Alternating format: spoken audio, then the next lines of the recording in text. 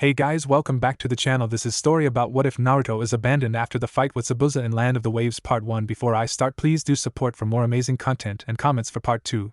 Do consider to subscribe my channel and share my video to your friends and check out the description as well. Let's start the video. The wind whipped past the face of Namikaze Minato as he stood atop Gamabunta's head on the way to fight the Kyuubi. Konoha was nearly in ruins by now. Fire was everywhere. People were dying left and right. His people were dying. He had sworn to protect them as the Yondaime Hokage, and here they were dying. And there was nothing he could do about it except.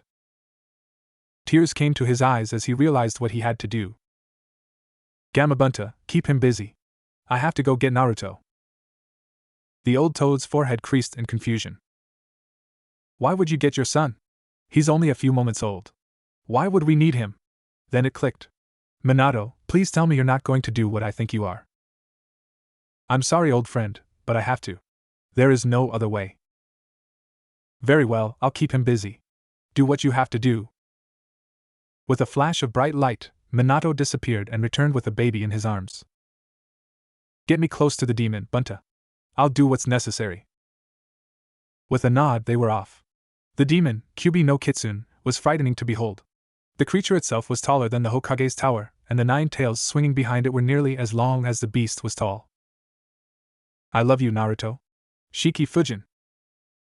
With that shout, Minato summoned the Shinigami to the mortal realm, a dangerous feat that would cost the nobleman his soul. If possible, the creature was more gruesome than the Kyuubi. It was definitely larger.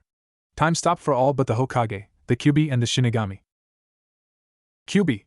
Rasped out the voice of death. The sound of his name sparked something in the beast, and his eyes changed. It was as if he had come out of a trance. Then he saw the Shinigami. Shinigami-sama, why are you here? Where am I? The Hokage looked on in shock. The creature had no idea it had done so much damage. Unbelievable. My servant, you have been weak. You allowed Uchiha Madara to enslave you. He made you his tool to exact his petty revenge. The only reason you have stopped is that this mortal summoned me to bind you to his son. The price for this, as you know, is his soul. For better or worse, you will be bound to his son. You are now charged with his protection. When he needs it, you will grant him your chakra, and when he is ready, you will leave him your chakra as a Kekai Genkai and return to Makai. The great red beast bowed his head as he answered. I understand, Shinigami-sama. Bind me to the kit and... Silence, I am not finished. Your son Shirkan will be his familiar. As you wish, Shinigami-sam, but he cannot immediately bond the kit. This child must first accept the animalistic side to him before a bond could form. The Inuzukas are the same way. Very well, it is settled. Namikaze Minato. The Hokage perked up now that he was finally mentioned. Your sacrifice is noble. I am afraid that you must be devoured by me, but I can make for a set time instead of eternity. The better you do fighting the other souls, the sooner you will be released. And then the Shinigami went silent. He grabbed the Kyuubi and pushed him into the boy. The ghostly hands glowed brightly, and it was done. As the death god went towards Minato, the Hokage smiled. His village was safe and his son was being protected by a demon. He could live, or die as the case may be, with that. His son would be a hero, or so he thought. Time skipped to Land of the Waves. 13-year-old Uzumaki Naruto, no one had bothered to tell him of his heritage, was lying on the ground with blood pouring out of him. This was nothing new. The villagers had been causing this kind of thing for years. The difference was that his injuries were caused by ninja. Naruto had thought that becoming a ninja would make others respect him more. He leapt for joy when he made genin. Perhaps his teammates would respect him. Fat chance of that. Uchiha Sasuke was the golden boy of the village. He was the last of a massacred clan with a legendary Jujutsu known as the Sharingan. Because of a pair of eyes he couldn't even use yet, the village worshipped him. He hated Naruto and thought the boy was inferior to him in every way. Haruno Sakura was no better. She was book smart, but pretty much useless as a ninja. She was obsessed with the Uchiha heir. By extension, she hated Naruto. His sensei seemed alright. At least he didn't seem to openly despise the young blonde. Hatake Kakashi simply ignored him in favor of the Uchiha. The mission they were on had seemed simple enough. They had to escort a man to the Land of the Waves and prevent ordinary bandits from harming him. Then ninja had gotten involved. They were outclassed, but their sensei thought it would be a good idea to keep going. The result was technically a success. The bridge builder was safe. However, there were problems. Naruto had finally found someone who understood him, an ice wielder named Haku, but had been forced to fight him and then watch him die defending Momochi Zabuza, the boy's sensei. Oh yeah, and Naruto was almost dead. He had gone berserk when a strange red chakra enveloped him. He breathed a sigh of relief as he saw his sensei come over to him. He grew worried, however, when the man just crouched in front of him and gave an eye smile. He spoke in that patronizing tone he often used. Well, I guess demons can die. The report will read that you died well in battle with a high-class opponent. More than the killer of my sensei deserves, but you will be gone. Goodbye. And with that he left, leaving a shocked and dying Naruto on the ground. He didn't know what to do. Then he felt a tugging on his mind and he was pulled inward. Mindscape. Naruto found himself in a kind of sewer. At least he thought it was a sewer. There were water and pipes everywhere. He walked down the main corridor until he stood before a large gate. Inside the gate was darkness. He couldn't see more than a few feet. Then he heard it. The sound was a low rumble. When he listened for a moment, he heard its rhythm. It was something breathing. Well, it seems that my container has come to pay me a visit. What is it? The voice was deep and grating, but the tone wasn't one of pure evil or anything. It shocked the boy to find something in here. Who are you and what do you mean by container? Well, I could wait until you guess or tell you. I'm not exactly patient, so the first one it is. I am the Kyuubi no Kitsune. To answer your question ahead of time, let me show you this. Look at the wall to your right. The wall in question lit up like a movie screen and the events of the Kyuubi's ceiling played. Any questions, kid? Not surprisingly, the boy was stunned. The Yandane was his father, and the Kyuubi was sealed inside of him. Oh, and by the way, he wasn't evil. The Kyuubi shook its head. His question was met with silence. Alright, ask me later. I'm putting you into a coma for a few hours. When you wake up, you will be healed. Good night. A tendril of red slinked out and tapped the boy on the forehead. He dropped to the floor unconscious. Outside world. Naruto woke up outside of his mind to find himself alone with masses of dead bodies. Slowly he got up and stretched out his incredibly stiff muscles. His long legs were especially long legs. Oh, so you noticed the changes, did you? All I did was reverse some of the damage your abuse has caused you. I was unable to help until you were aware of my presence. You should be able to think slightly more clearly. The longer limbs will help you later with my style of combat. Trust me, you'll appreciate it later. Kyuubi was right. He was thinking more clearly, and it seemed as though his mini-coma had helped him digest the massive revelations. Getting up and walking around, he wondered what he was going to do. Hey Kyuubi, when do I get to meet Shirkan and what should I be doing now? You're not ready to embrace the animal side yet. Right now, your personality would be lost and a mindless animal would take control. When the time is right, I will tell you. For now, focus on finding a good sensei. Zabuza would have been ideal. His ferocity was admirable, but oh well. A groan interrupted the thought/conversation.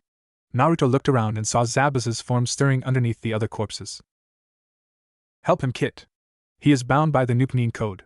If you save his life, you can demand that he teach you in repayment. And that's what he did.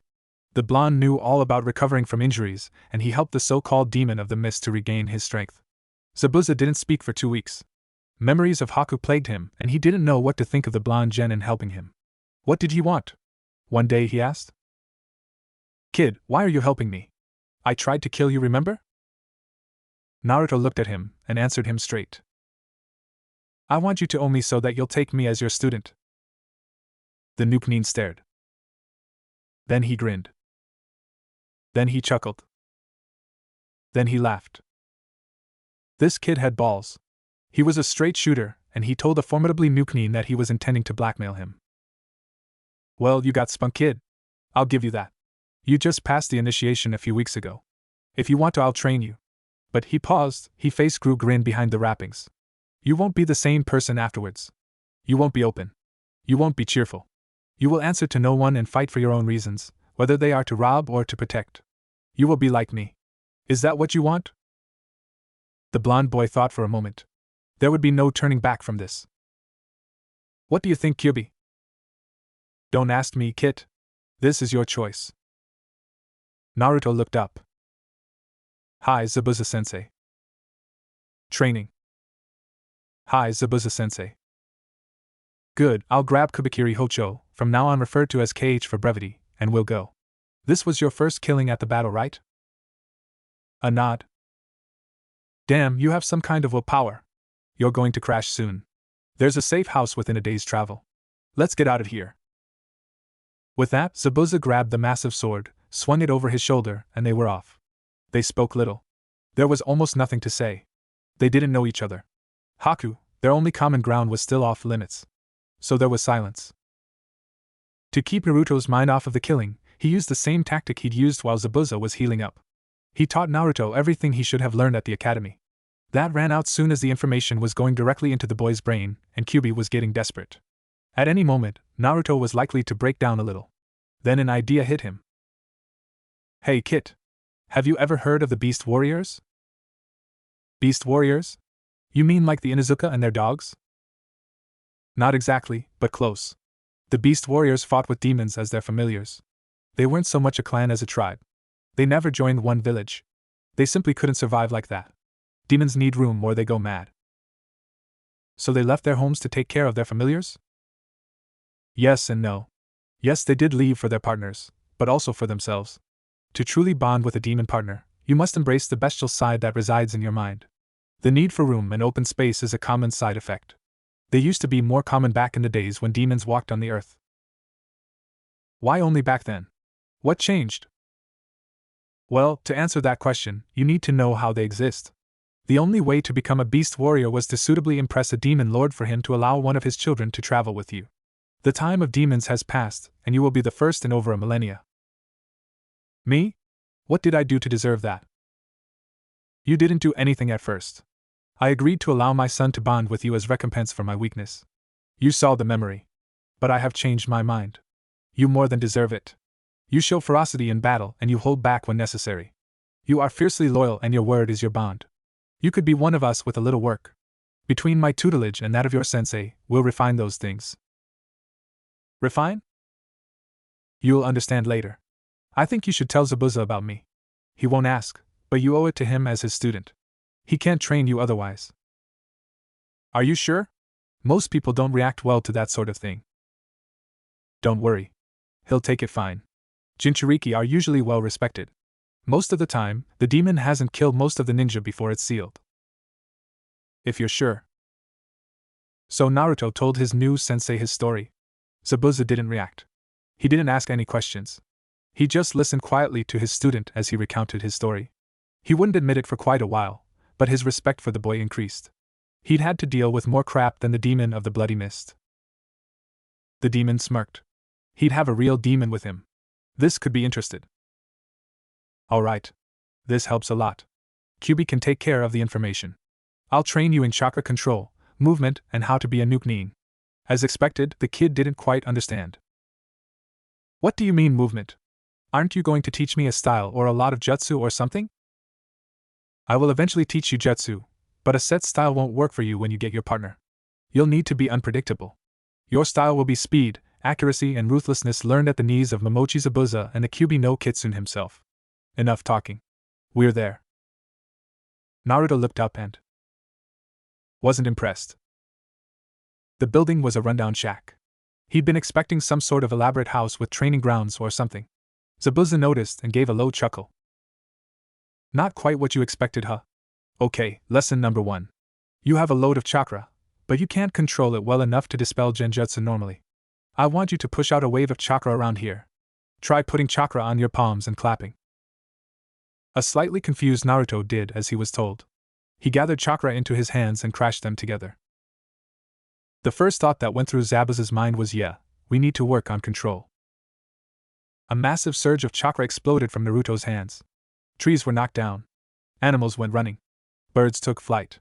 The only thing that kept Zabuza from flying away was the chakra on the bottom of his feet. This kid was something else. It worked though. The genjutsu was dispelled. In front of the pair was a moderate-sized house in top condition along with a large, well-equipped training ground. Normally our blonde friend would be bouncing off the walls. Not this time. He suddenly felt drained and he swayed on his feet. He started to fall only to be caught by Zabuza. This is what I meant when I said you were going to crash. Let's get inside. He carried his student into the house and sewn to the basement. If worst came to worst, nothing would be broken at least. Naruto just sat in the middle of the room face to face with Zabuza. Neither said a word for a while. Then tears started to pour from Naruto's eyes. I killed them. I killed them all. All those people are dead because of me. Why am I alive? If I had died, then they wouldn't have had to.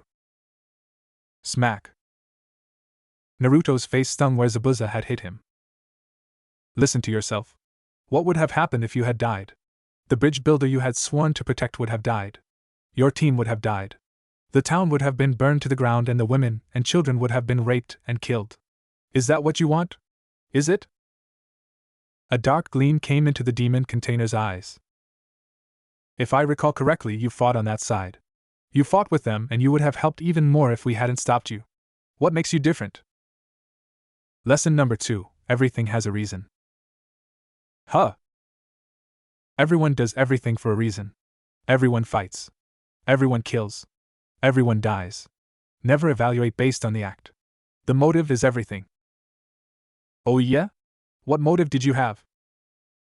Silence came between them then. If Naruto didn't know better, he could have sworn that a single tear fell from the demon's eye. Haku. What did you say? Asked Naruto in disbelief and anger. What could Haku have to do with it? There was no way he would have wanted slaughter and rape like that. It was all for Haku. He didn't know it, but he was sick. I was slipping medicine into his food. It wasn't cheap either. I was getting desperate when we got the mission order from Gato. The money was good and Haku would have died if I turned it down. He paused and looked his new protege in the eye. Look over your life. Find the people who have been important or kind to you. They are people who make your life worth living. Those are the people you fight for. Do you have any? Naruto paused. He bit back his initial response of Sakura and gave it a lot of thought. He thought back over his short life and found the few he knew fit the question. First was Sarutobi Jiji. He always took care of Naruto, always supplying a kind word and some food or money. Next were the Ichirakus. They kept Naruto alive when others wanted him to starve. Iruka was another obvious one. He was the only teacher who taught Naruto anything. He even took a giant shuriken to the back defending Naruto. That was when it got harder. Everyone he could think of was considerably older than him. He thought he was done when another name came to mind. Kiba Inuzuka. The boy was loud and insulted Naruto and pretty much everyone else at every turn, but he had befriended Naruto. They pranked together and were good friends until they had been sorted into teams. Yes, Kiba was on the list. Seeing that Naruto had thought over it, Zabuza spoke up. Have you come up with any? Hi, I can think of 5 people like the ones you spoke about. You're lucky, kid. Haku was all I had for years. Now pay attention. This is important. You have to live and fight for something or someone. Are you sure about these people? A nod. Okay, from now on, whenever you do something, do it for them. Train and get stronger to protect them. Fight to help them. Live to be there for them. That is how you will become strong. Do you understand? The answer came after a long moment. It didn't seem right to hear a voice so low and serious come out of the boy. I think so, sensei. My life needs purpose. I can't live to serve a village wants me dead, so I must live for the few that matter. They are my family, my parents, grandparents, and siblings. I take care of my family. Zabuza shook his head in admiration. The boy got it. His student would be great. He had the drive, the motivation, and the power to become the best. But not now. Right now, he was a boy on the brink of collapse after the events of the last few weeks. He needed to rest. You've got it. I want you to go to sleep. There's a room upstairs for you on the left. I'm not sure if this is possible, but I want you to meditate with Kyubi about what I've said while you sleep. Sleep as long as you need. Trust me, you'll need it. With a tired nod, the blonde headed upstairs to rest, and his body succumbed to sleep. But not his mind. It seems you made the right choice, Kit. He's a good teacher. Listen to him, and you'll go far. Naruto was once again in the dank sewer that was his mind. Now that he thought about it, he found that offensive. Oh well. I am listening to him. He makes sense. What did he mean by meditating on it? I'm going to help you reinforce what he was talking about today. If you let me, I can force your mind to focus specifically on those people who you consider family. Your mindscape here, as you noticed, is a sewer right now. This is because your life has almost no structure and no real reason to be made better. Your mind will focus around those people and the mindscape will change to reflect that your support structure. Trust me, it'll look a lot better after this. Alright, let's do this. A glob of red came from the cage and surrounded Naruto as he settled on the ground. He went into a meditative position as Kyuubi did his work. Slowly, the sewer began to change. The ceiling and walls broke down and left the two in an open field with a clear sky. Kyuubi was impressed. Mindscapes didn't normally have skies. It was usually too vast for a mind to handle. Then structures began to appear. The field turned into a training ground and 5 pillars rose up out of the ground. They came up around the edge of the training ground. From those pillars, everything started rushing out. A library came from one, plants and animals came from another, and so on until it seemed as though a whole world was made for Naruto inside his mind. The Kyuubi was stunned. When he had said that the boy's mind would rely on those 5 people, he hadn't expected it to this extent. Everything flowed from them. Kit, you might want to see this. Slowly, Naruto opened his eyes and looked around. He jumped up in shock. Where did all this come from? Well, I think all of this comes from the fact that you finally realized what you learned from these people and what they meant to you. Everything came from the pillars. You saw the old Hokage as an example of wisdom and knowledge. You learned loyalty from your friend Kiba. Compassion came from the Ichirakas, and it looks like you got a sense of commitment and sticking things out from Iruka and what he risked for you. Everything comes from these, Kit. They really made you who you are. You're going to be one hell of a ninja, Kit. This clinched it for Naruto. No matter what, he owed these people everything and he was going to repay them. They were his new reasons. 1 year later. It had been about since Zabuza had started training Naruto. In this time, Naruto changed. He wasn't the bubbly orange-clad buffoon that had been the terror of Konoha. He had learned discretion. He knew firsthand how too much noise could be harmful. That was a lesson he would never forget. Naruto, be quiet, came Zabuza's voice in a coarse whisper. The Rocknin are nearby. They could attack at any moment. Then a katana came down on Naruto's face. That had been 8 months ago. Both of his eyes were hit. The Kyuubi had saved them after Naruto had been in a 2-week-long coma. When he woke up, there was a burning pain across the top of face. Kyuubi, what's going on? My face feels like it's on fire. You stupid boy. Your arrogance and noise almost cost you your sight. I have managed to repair them, improve them Eve, but they will never look the same again. What do you mean? Come take a look. And Naruto was pulled into his mind. His mindscape had already changed since the introduction of the pillars. A ring had appeared, connecting all 5 of the obelisks. The ring represented Zabuza and his teachings and how they brought Naruto's being and focus together. When Zabuza found out about it, he disappeared for a while and was quiet for several hours. Naruto willed a bowl of water to appear and looked in. He gasped in shock. Instead of regular pupils and irises, he had a horizontal stripe going through the centers of his eyes. It looked like a black strip was trapped between 2 that were cerulean blue. This is what your foolishness has cost you. I managed to keep your eyes together by reorienting them along the line carved by that katana. They look quite different, but I have made some enhancements.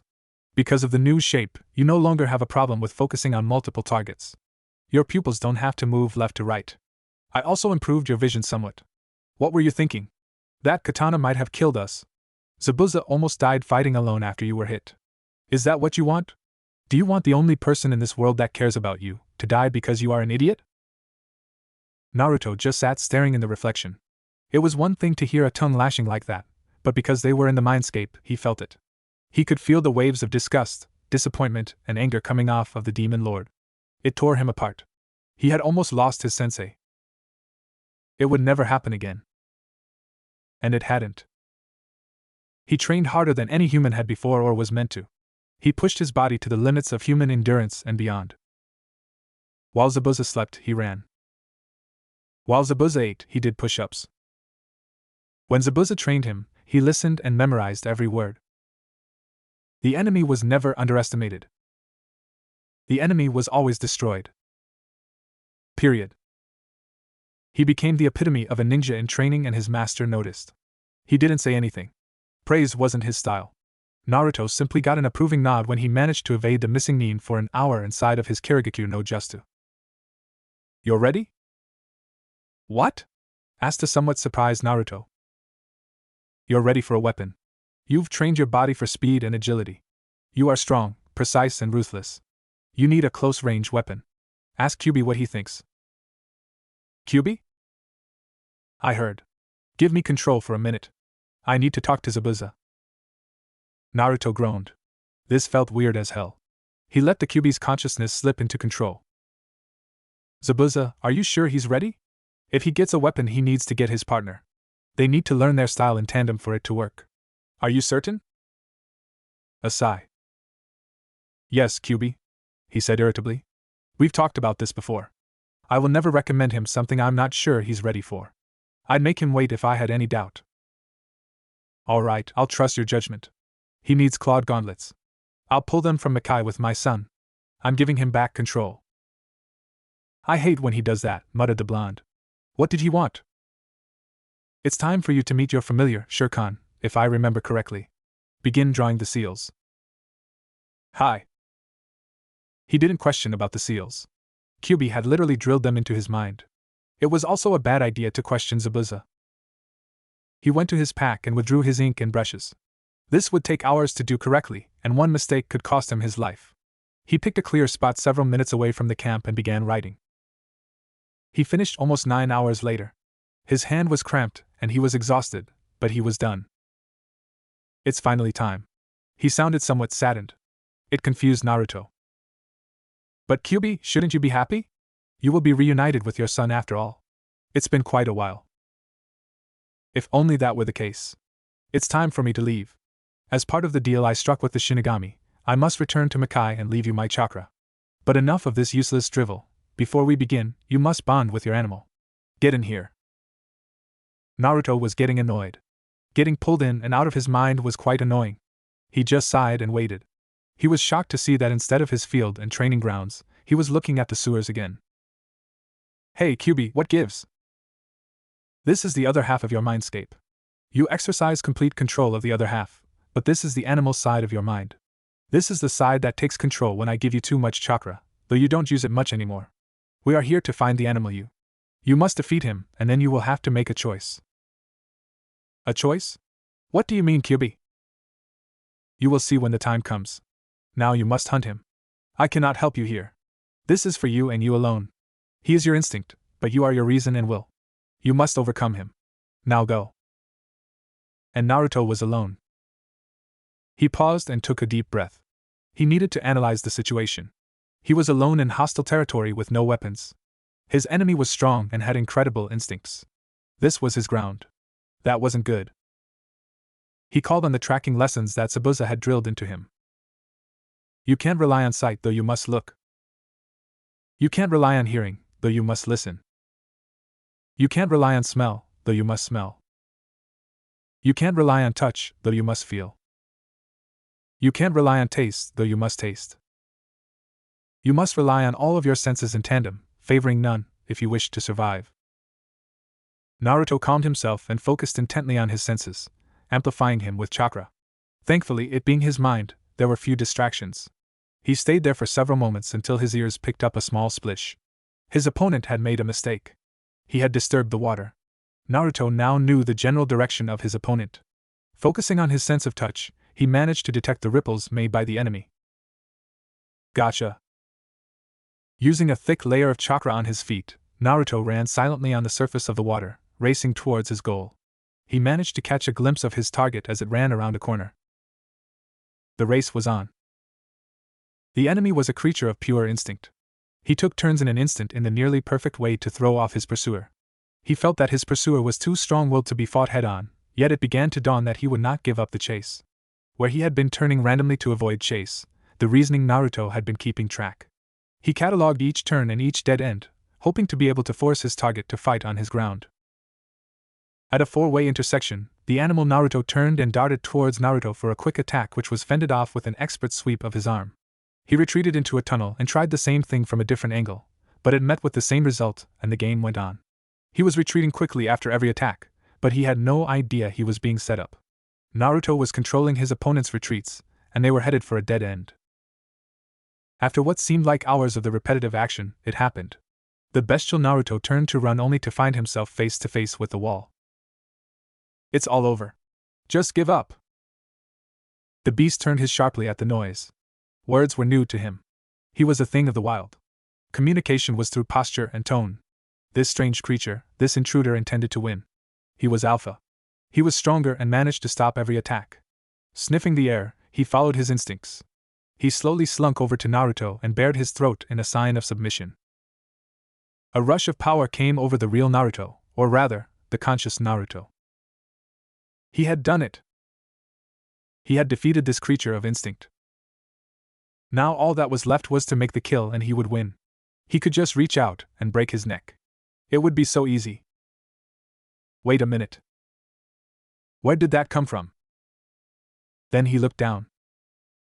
The thing that had appeared to be an animal to him just a few hours earlier had taken on a more human appearance. Then he looked at himself in the water.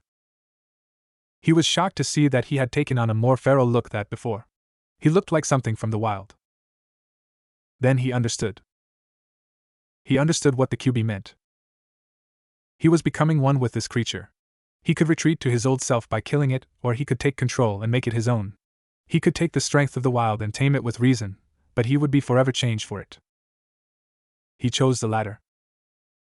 He grabbed his other half and pulled him to himself. Surprisingly, they began to merge. A light emanated from the pair, and they merged. The light expanded and swallowed up the dank sewer, depositing a single Naruto in the regular mindscape. But it was different. Instead of a world with just plants, his now keener senses could detect animals and life in the woods. It seems that his animal mind desired them, or his mind now. He felt amazing. There was a sense of freedom that he never felt before. He didn't care what anyone thought about him. He was strong. He could feel the strength of his instincts working in perfect tandem with his rational mind. Using his control over the mindscape, he called down a rain of kunai, responding to an urge to test himself.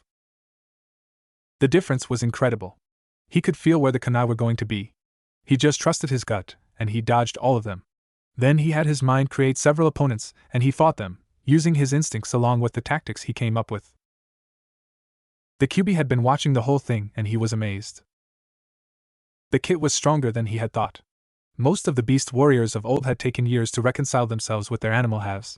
Naruto just absorbed it straight off. He perfectly integrated instinct with tactics, and it was devastating. The boy was attacking with lightning-fast strikes in several directions using the kunai all over the place. He didn't need to focus on just one person because of his new eyes. When he got his Kekkei Genkai, he would truly be unstoppable. Kit, I am impressed. Come back outside. It's time. He nodded and forced himself back into his body. Sit in the seal circle and I will begin the summoning.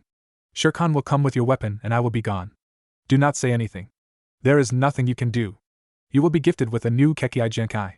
It will be twofold. First, you will receive my chakra. Your bond with my son will make you able to withstand it. The second part will come to be known as Yaja no Kenkei. You will be able to call natural creatures to your aid. They will recognize you as one of their own. You will be able to sense them and call them with your chakra. My son will bring with him what are to be your weapons.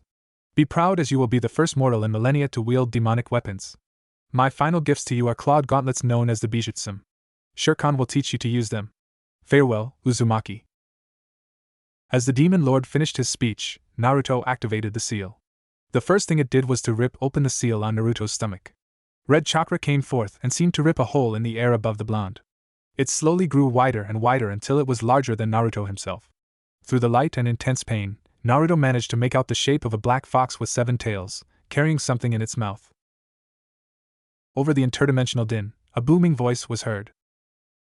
Shirkan, my son, this is Uzumaki Naruto, and your partner from now on. He is one of the best mortals I have come into contact with. Show him respect as you would me. Serve him well and bond with him. The black fox, who seemed to be in shock at the sound of his father's voice, went over to the prone form of Naruto Uzumaki, his partner. He sliced open his paw with his teeth and ripped the skin on the boy's chest. He placed his bleeding pad in the open wound and allowed the blood to mingle. The wound sealed almost instantly. And in its place, a mark formed. It took on the shape of a black fox with 7 tails with its claws extended, ready to do battle. The shape covered most of his chest. The bond was complete. The QB sighed. Yes, the great demon lord sighed. He would miss the kit, and this would hurt like hell. He took all of his nearly infinite chakra and forced into the now partly F equals demonic Naruto.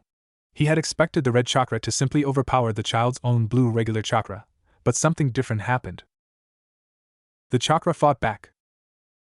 A blue light came up and slammed against the wall of red that was descending on the boy. They struggled back and forth, fighting for dominance. Then they both pulled back and slammed together right over the center of Naruto too. The two chakras forced themselves through each other and mixed until they stopped as a single color. It was maroon.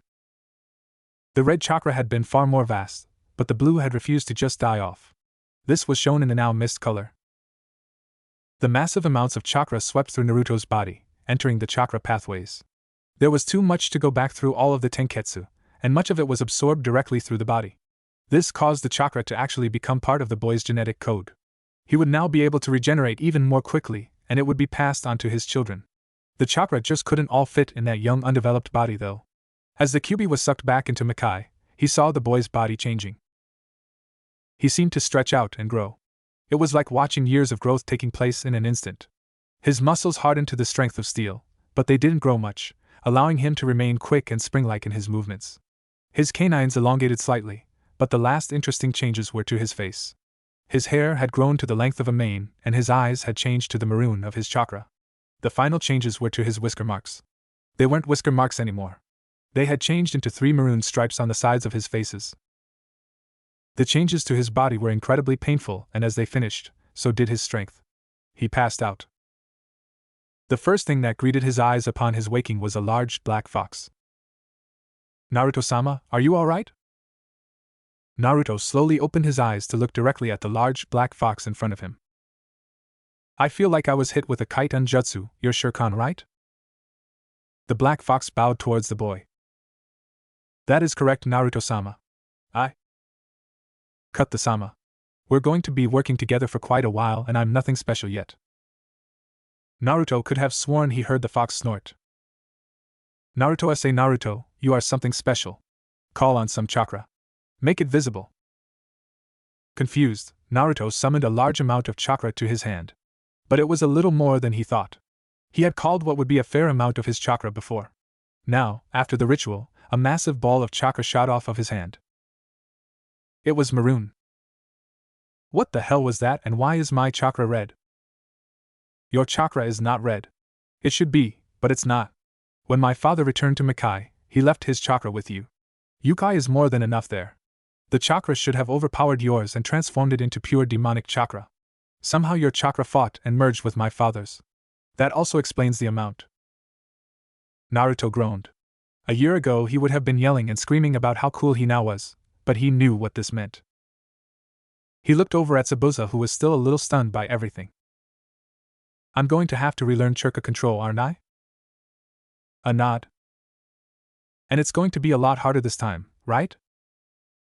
A nod. "Crap. Actually, Naruto," said the demon, "that's not true." The blonde looked hopeful. "You'll never be able to relearn chakra control. It's just not possible with that much chakra." The blonde looked crestfallen. "Luckily, my father decided to give you Bijutsu. Because they are demonic weapons, you can focus your new chakra to them, but we need to know what your chakra affiliation is." "Why would we need to know that? Isn't demonic good enough?" A wry chuckle escaped the kitsune. "And don't you forget it, but your chakra is a combination. You could use each part separately if you wanted, but you need to understand your chakra for both to work together." Finally, Zabuza decided to speak up. "Hey Naruto, before you work this out and get pissed because I never tested you for affiliation," Kyuubi said not to. "I think he didn't want you to have to relearn elemental manipulation. There are some sheets of chakra paper in my pack. Go get 'em." Grumbling, Naruto stretched himself out and got up. "Stupid lazy sensei. Won't get the stuff in his own pack.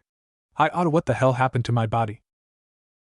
He had finally noticed the changes. He looked like a 20-year-old. He had long, wiry arms and legs, surrounded by steel-like muscle. It's pretty unnerving for a 14-year-old. "As best as I can tell, the chakra forced your body to expand to contain all of it. Don't complain, it's an advantage." "Shirkan, what else happened to the kid?" asked Zabuza.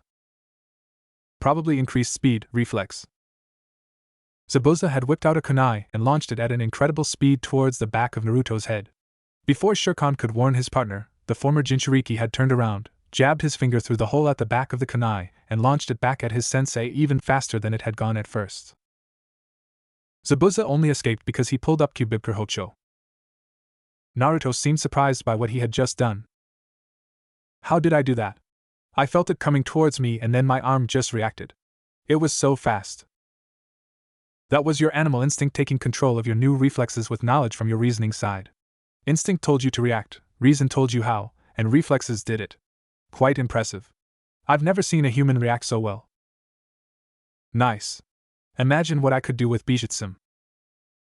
Zabuza hopped up from his seat, still wondering how the kid had managed to dent his sword with a stupid kunai. Kid, stop calling those claws Bijutsu. The warrior uses the weapon. The warrior defines the weapon. The warrior names the damn weapon. The fox seemed affronted. But Zabuza-san, he should be honored to use Bijutsu. No human in a millennium has used them. And you think he should just change the name? Yes. A weapon is an extension of the user. It is part of the user. Everything about it has to fit the user. The name counts too. Heck, I renamed Kabikri Hojo. It seemed to fit.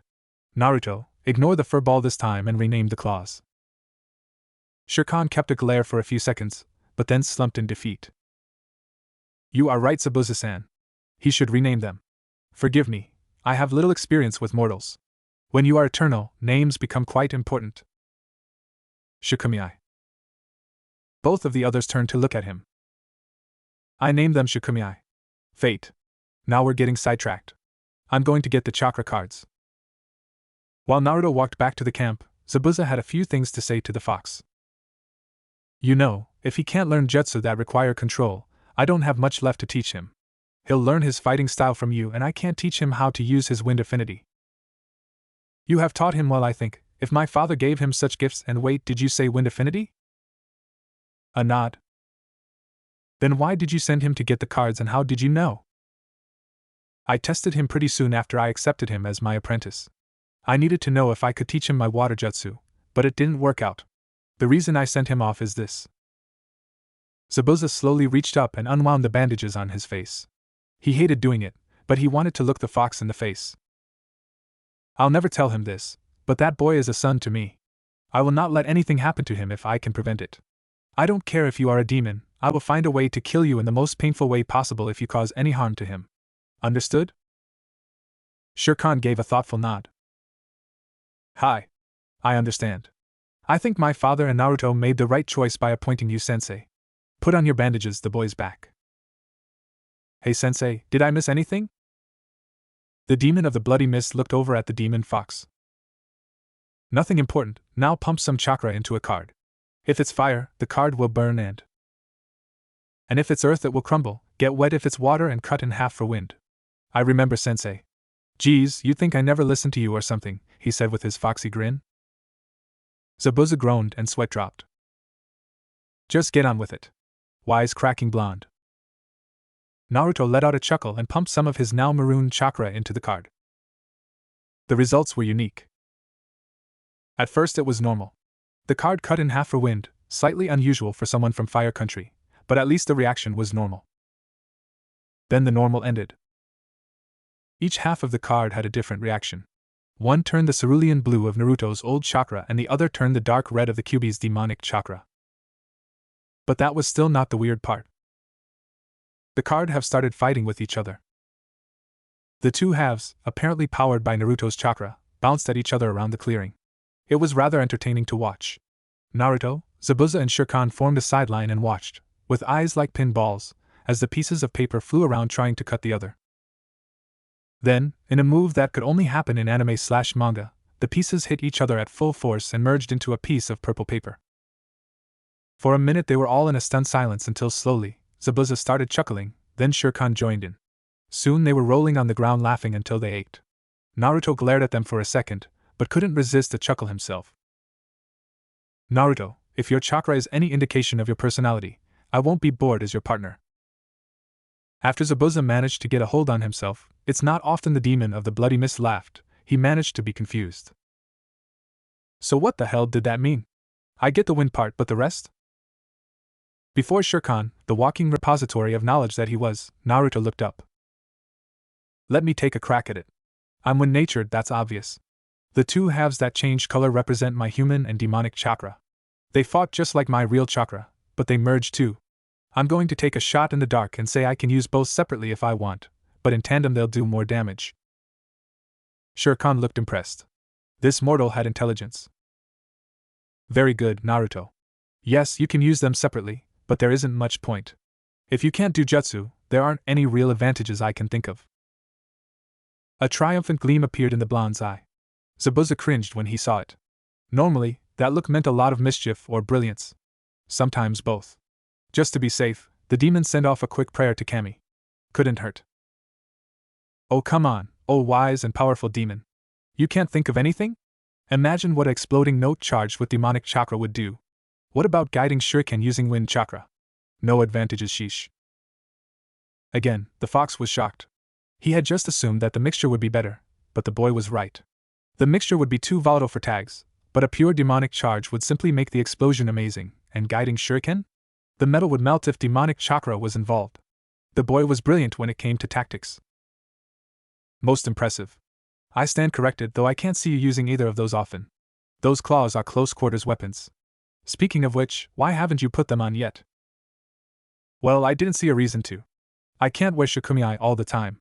How would I function when whatever I touch will get cut up? Just put the things on. Geez, fine. Hold your horses. Naruto grabbed shikumiai and pulled them on over his hands. At first they were too large for him, but as soon as he pulled the gauntlets down his forearms they tightened quickly over them and retracted into black, hardened leather braces. Huh! What happened, Shere Khan? Shere Khan let out a sigh. The kid could figure out how to use chakra in ways a demon couldn't, but he didn't manage to figure out the gauntlets? Push some chakra into the bracers. Still a little confused, the blonde pushed some of his chakra to his forearms, and there was definitely a reaction. The black leather seemed to spread up his hand and formed overlapping scales of black metal. Naruto looked at the weapons on his arms. It felt right, as if he was supposed to have them. He could barely feel that there was something over his skin. He flexed his grip and observed the movement. The claws weren't too much longer than his finger, maybe an inch. The metal covered his fingers in several jointed pieces, completely covering the digits. Oh, using these would be fun. I see you approve of the weapons. To retract it into the bracer again, just pull away the chakra. Now for the next few months we'll be training you to use your combination chakra around the claws. The wind element will make them incredibly sharp and the demonic chakra will be corrosive against other humans. You have a most powerful combination. And train they did. Naruto worked for weeks with a dedication that was soon to become normal for anything he deemed important. He was able to cut trees and rocks into pieces with little effort. His chakra was almost limitless. Shere Khan took him hunting with him and taught the boy to stalk his prey and to use his now heightened senses to his advantage. Zabuza continued to teach the boy in anatomy, specifically, where to aim for with his claws. Fairly soon, the Nuke Nin had to admit that the boy was at least as good as him. Who was he kidding? He couldn't compete with Naruto at all. His speed was too great, and that instinct combined with his sharp mind? No competition. He had only one weakness. The kid wouldn't fully allow the instinct to take over and work unless he was in a corner. He still clung to his old self unless he was near death, and quite frankly, that didn't happen too often. Sure, they gathered a lot of fights as Nuke Nin, but when he fought in tandem with Shere Khan or Zabuza, there weren't many who could stand up to them. He just wouldn't let go. Until that terrible day. 1 year later. Kisame, Itachi, I have special mission for you. Uchiha Madara, the head of Akatsuki, was in a good mood. He had received intelligence that would greatly aid his plans to capture the bijou. I have heard reports of a pair of Nuke Nin who are worthy of our attention. Itachi blinked and answered slowly. But sir, we don't have room for any other members, and none of the Jinchuriki have abandoned their villages that I know of. You think I do not know this? I need no new servants, but this shinobi has a companion. A black seven-tailed fox. That got Kisame's attention. But the fox demon has 9 tails. Does the information check out? Of course it does. Do you think I would be so foolish as to bring it up if I was not sure? Besides, the QB container was killed 2 years ago. This would have to be another demon. Not as powerful as the QB, but powerful enough to be in our realm. I want you to capture it. The shark man spoke up. Leader-sama, I understand why Emo Boy is going with his clan's connection to the foxes, but why me? A grin spread across the ancient man's face. It was creepy to see. Oh, didn't I mention? The other shinobi is an old friend of yours. Momochi Zabuza. Kisame's body went rigid. That fool was still alive. Impossible. But he was reported dead by Konoha, sir. Surely. The report was wrong. It's him. Itachi decided to ask a question this time. If the swordsman is still alive, could the other one be the supposedly dead Jinchuriki? They were supposed to have died at the same battle. Impossible, the boy would have to be a lot older than he is to be this man, and he is too skilled. This one had gained a reputation. Konoha's records say that he was the worst ninja put through the academy in ages. So you want us to capture the demon? Hi. And Momochi? Asked Kisame. A cold smile passed over the leader's face. He is of no use to us. Kill him. Loss of a father. Naruto, get your butt over here. Bring that giant fur ball with you, shouted Naruto's sensei as he fended off a vicious attack from a gang member. He swung his Zanbatsu around and cut the shinobi clean in two, only to be faced with 5 more. And hurry up. These guys are getting annoying. Another head fell to the ground. I'm a little busy over here, sensei. Hold on a sec, replied the blonde. The boy ducked under a kaitan jutsu that still managed to singe the ends of his hair. While the ninja was preparing another go, he darted and slashed his claws along the man's stomach. Blood gushed out, and as the victim tried to hold his stomach together, he saw a huge black fox dart in and bite out his throat. All right, I'm heading over. Watch out. Zabuza responded with a grunt. He tried to keep as still as possible. He knew what his apprentice had in mind. A figure, moving so fast that it blurred, flashed through the group of enemy shinobi. Naruto was slashing with his claws outstretched, as he ran through his foes. Blood and pieces of intestines flew through the air. No one was spared. As suddenly as it had begun, it was over and 8 ninja were left holding their necks and stomachs or lying dead on the ground. The latter group was larger. Feeling a little left out, Zabuza brought his cleaver around, beheading those left standing. You know, Naruto, if you're going to get us into fights like this, the least you could do is let me kill more of them. I concur with your sensei. You hardly leave any for us anymore. The blonde sheepishly scratched the back of his head. Every author has to put this in somewhere. Sorry guys, but I kinda get caught up in the moment.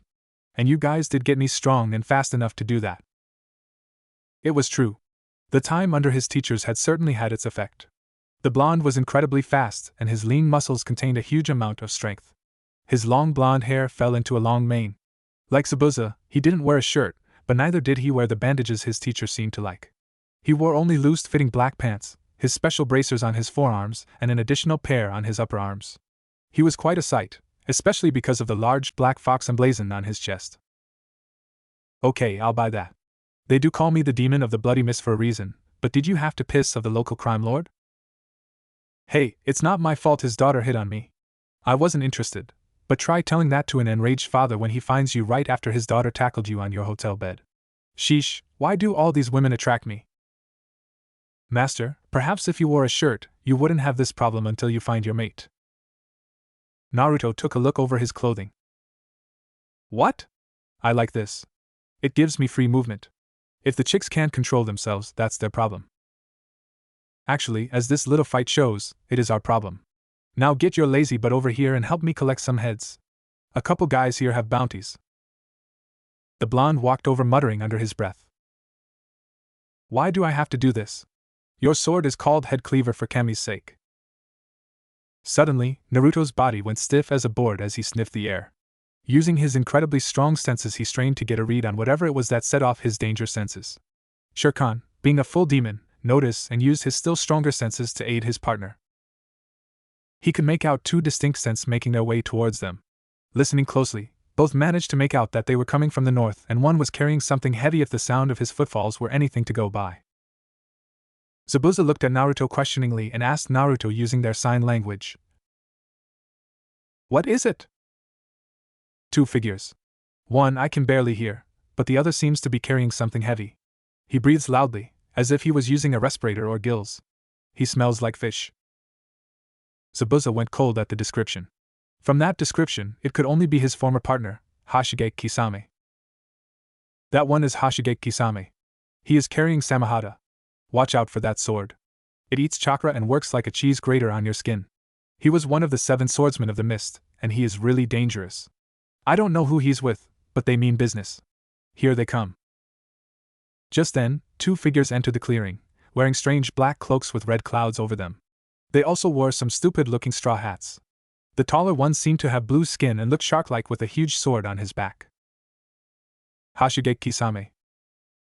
The other one was shorter and smaller, but something told Naruto that he was the more dangerous of the 2. Something seemed familiar about him, but he couldn't put his finger on it. The blue one spoke up. Okay, brat, we need your demon. If you give up now, we'll kill you quickly. How's that sound? You're not touching my apprentice, fish face. Zabuza was not happy.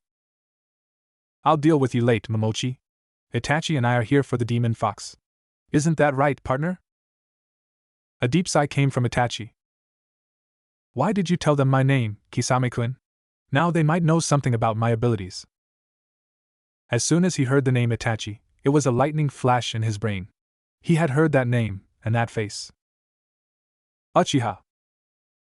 Uchiha Itachi. Sasuke's brother. The one who killed his entire clan by himself. Crap. Itachi Uchiha, wielder of the Manjikyu Sharingan. The man seemed surprised, but he recovered quickly and seemed to have a ghost of a smile flicker across his face. And how do you know this? Your brother wouldn't shut up about how he was going to kill you because you killed your whole clan. How are you still alive, Naruto-kun? Shock was evident on the former Jinchuriki's face when he heard his opponent say his name. How do you know that name? I keep tabs on my brother, Naruto-kun. His former teammate was blonde, an unusual feature, presumed dead, and bound to the 9-tailed fox. I connected the dots. Now we really have to kill you. The Kyuubi is very valuable to our organization. Naruto gave a low chuckle. He's also back in Makai and Shere Khan is useless to you. And why is that? Now Naruto was nervous. He had to lie to an Uchiha who had just activated his Sharingan. How could he hide the deception he needed? Of course. He started leaking demonic chakra. Shere Khan is only bound to this plane by his bond with me. I can sever the bond and send him back to Makai. The Uchiha was confused. His Sharingan couldn't get a read on the boy. Something was interfering with it. But what? Then the intelligence that made him a genius at 13 went to work. He got a sense of malevolence filling the air and instantly refocused on Naruto-kun. There was a light film of something over the boy. It had to be demonic chakra. Clever. Now the man was faced with a choice. Did he call out the boy and kill him? If he could manipulate demonic chakra, his Sharingan was wheel against it. And personally, he didn't want the bijou. No, it would be prudent to let them go. I see. Kisame, we're going. The demon is useless to us. Naruto breathed out a sigh of relief. He had bought it. Kisame, however, was not pleased. But Itachi, I was told I could kill Zabuza. What about that? You will receive no help from me. Fighting him is not necessary anymore. Let's go. With a sharp glare, the blue man turned to follow his partner out of the clearing. Then, in his relief, Zabuza made a mistake. He took his focus off of Kisame. Naruto was still watching the pair leave when he saw it. Kisame's arm twitched. Naruto tried to shout out a warning, but it was too late. Samehada came flying towards Zabuza and struck him in the chest. The sword wasn't sharp, but it was huge, blunt, and thrown with incredible.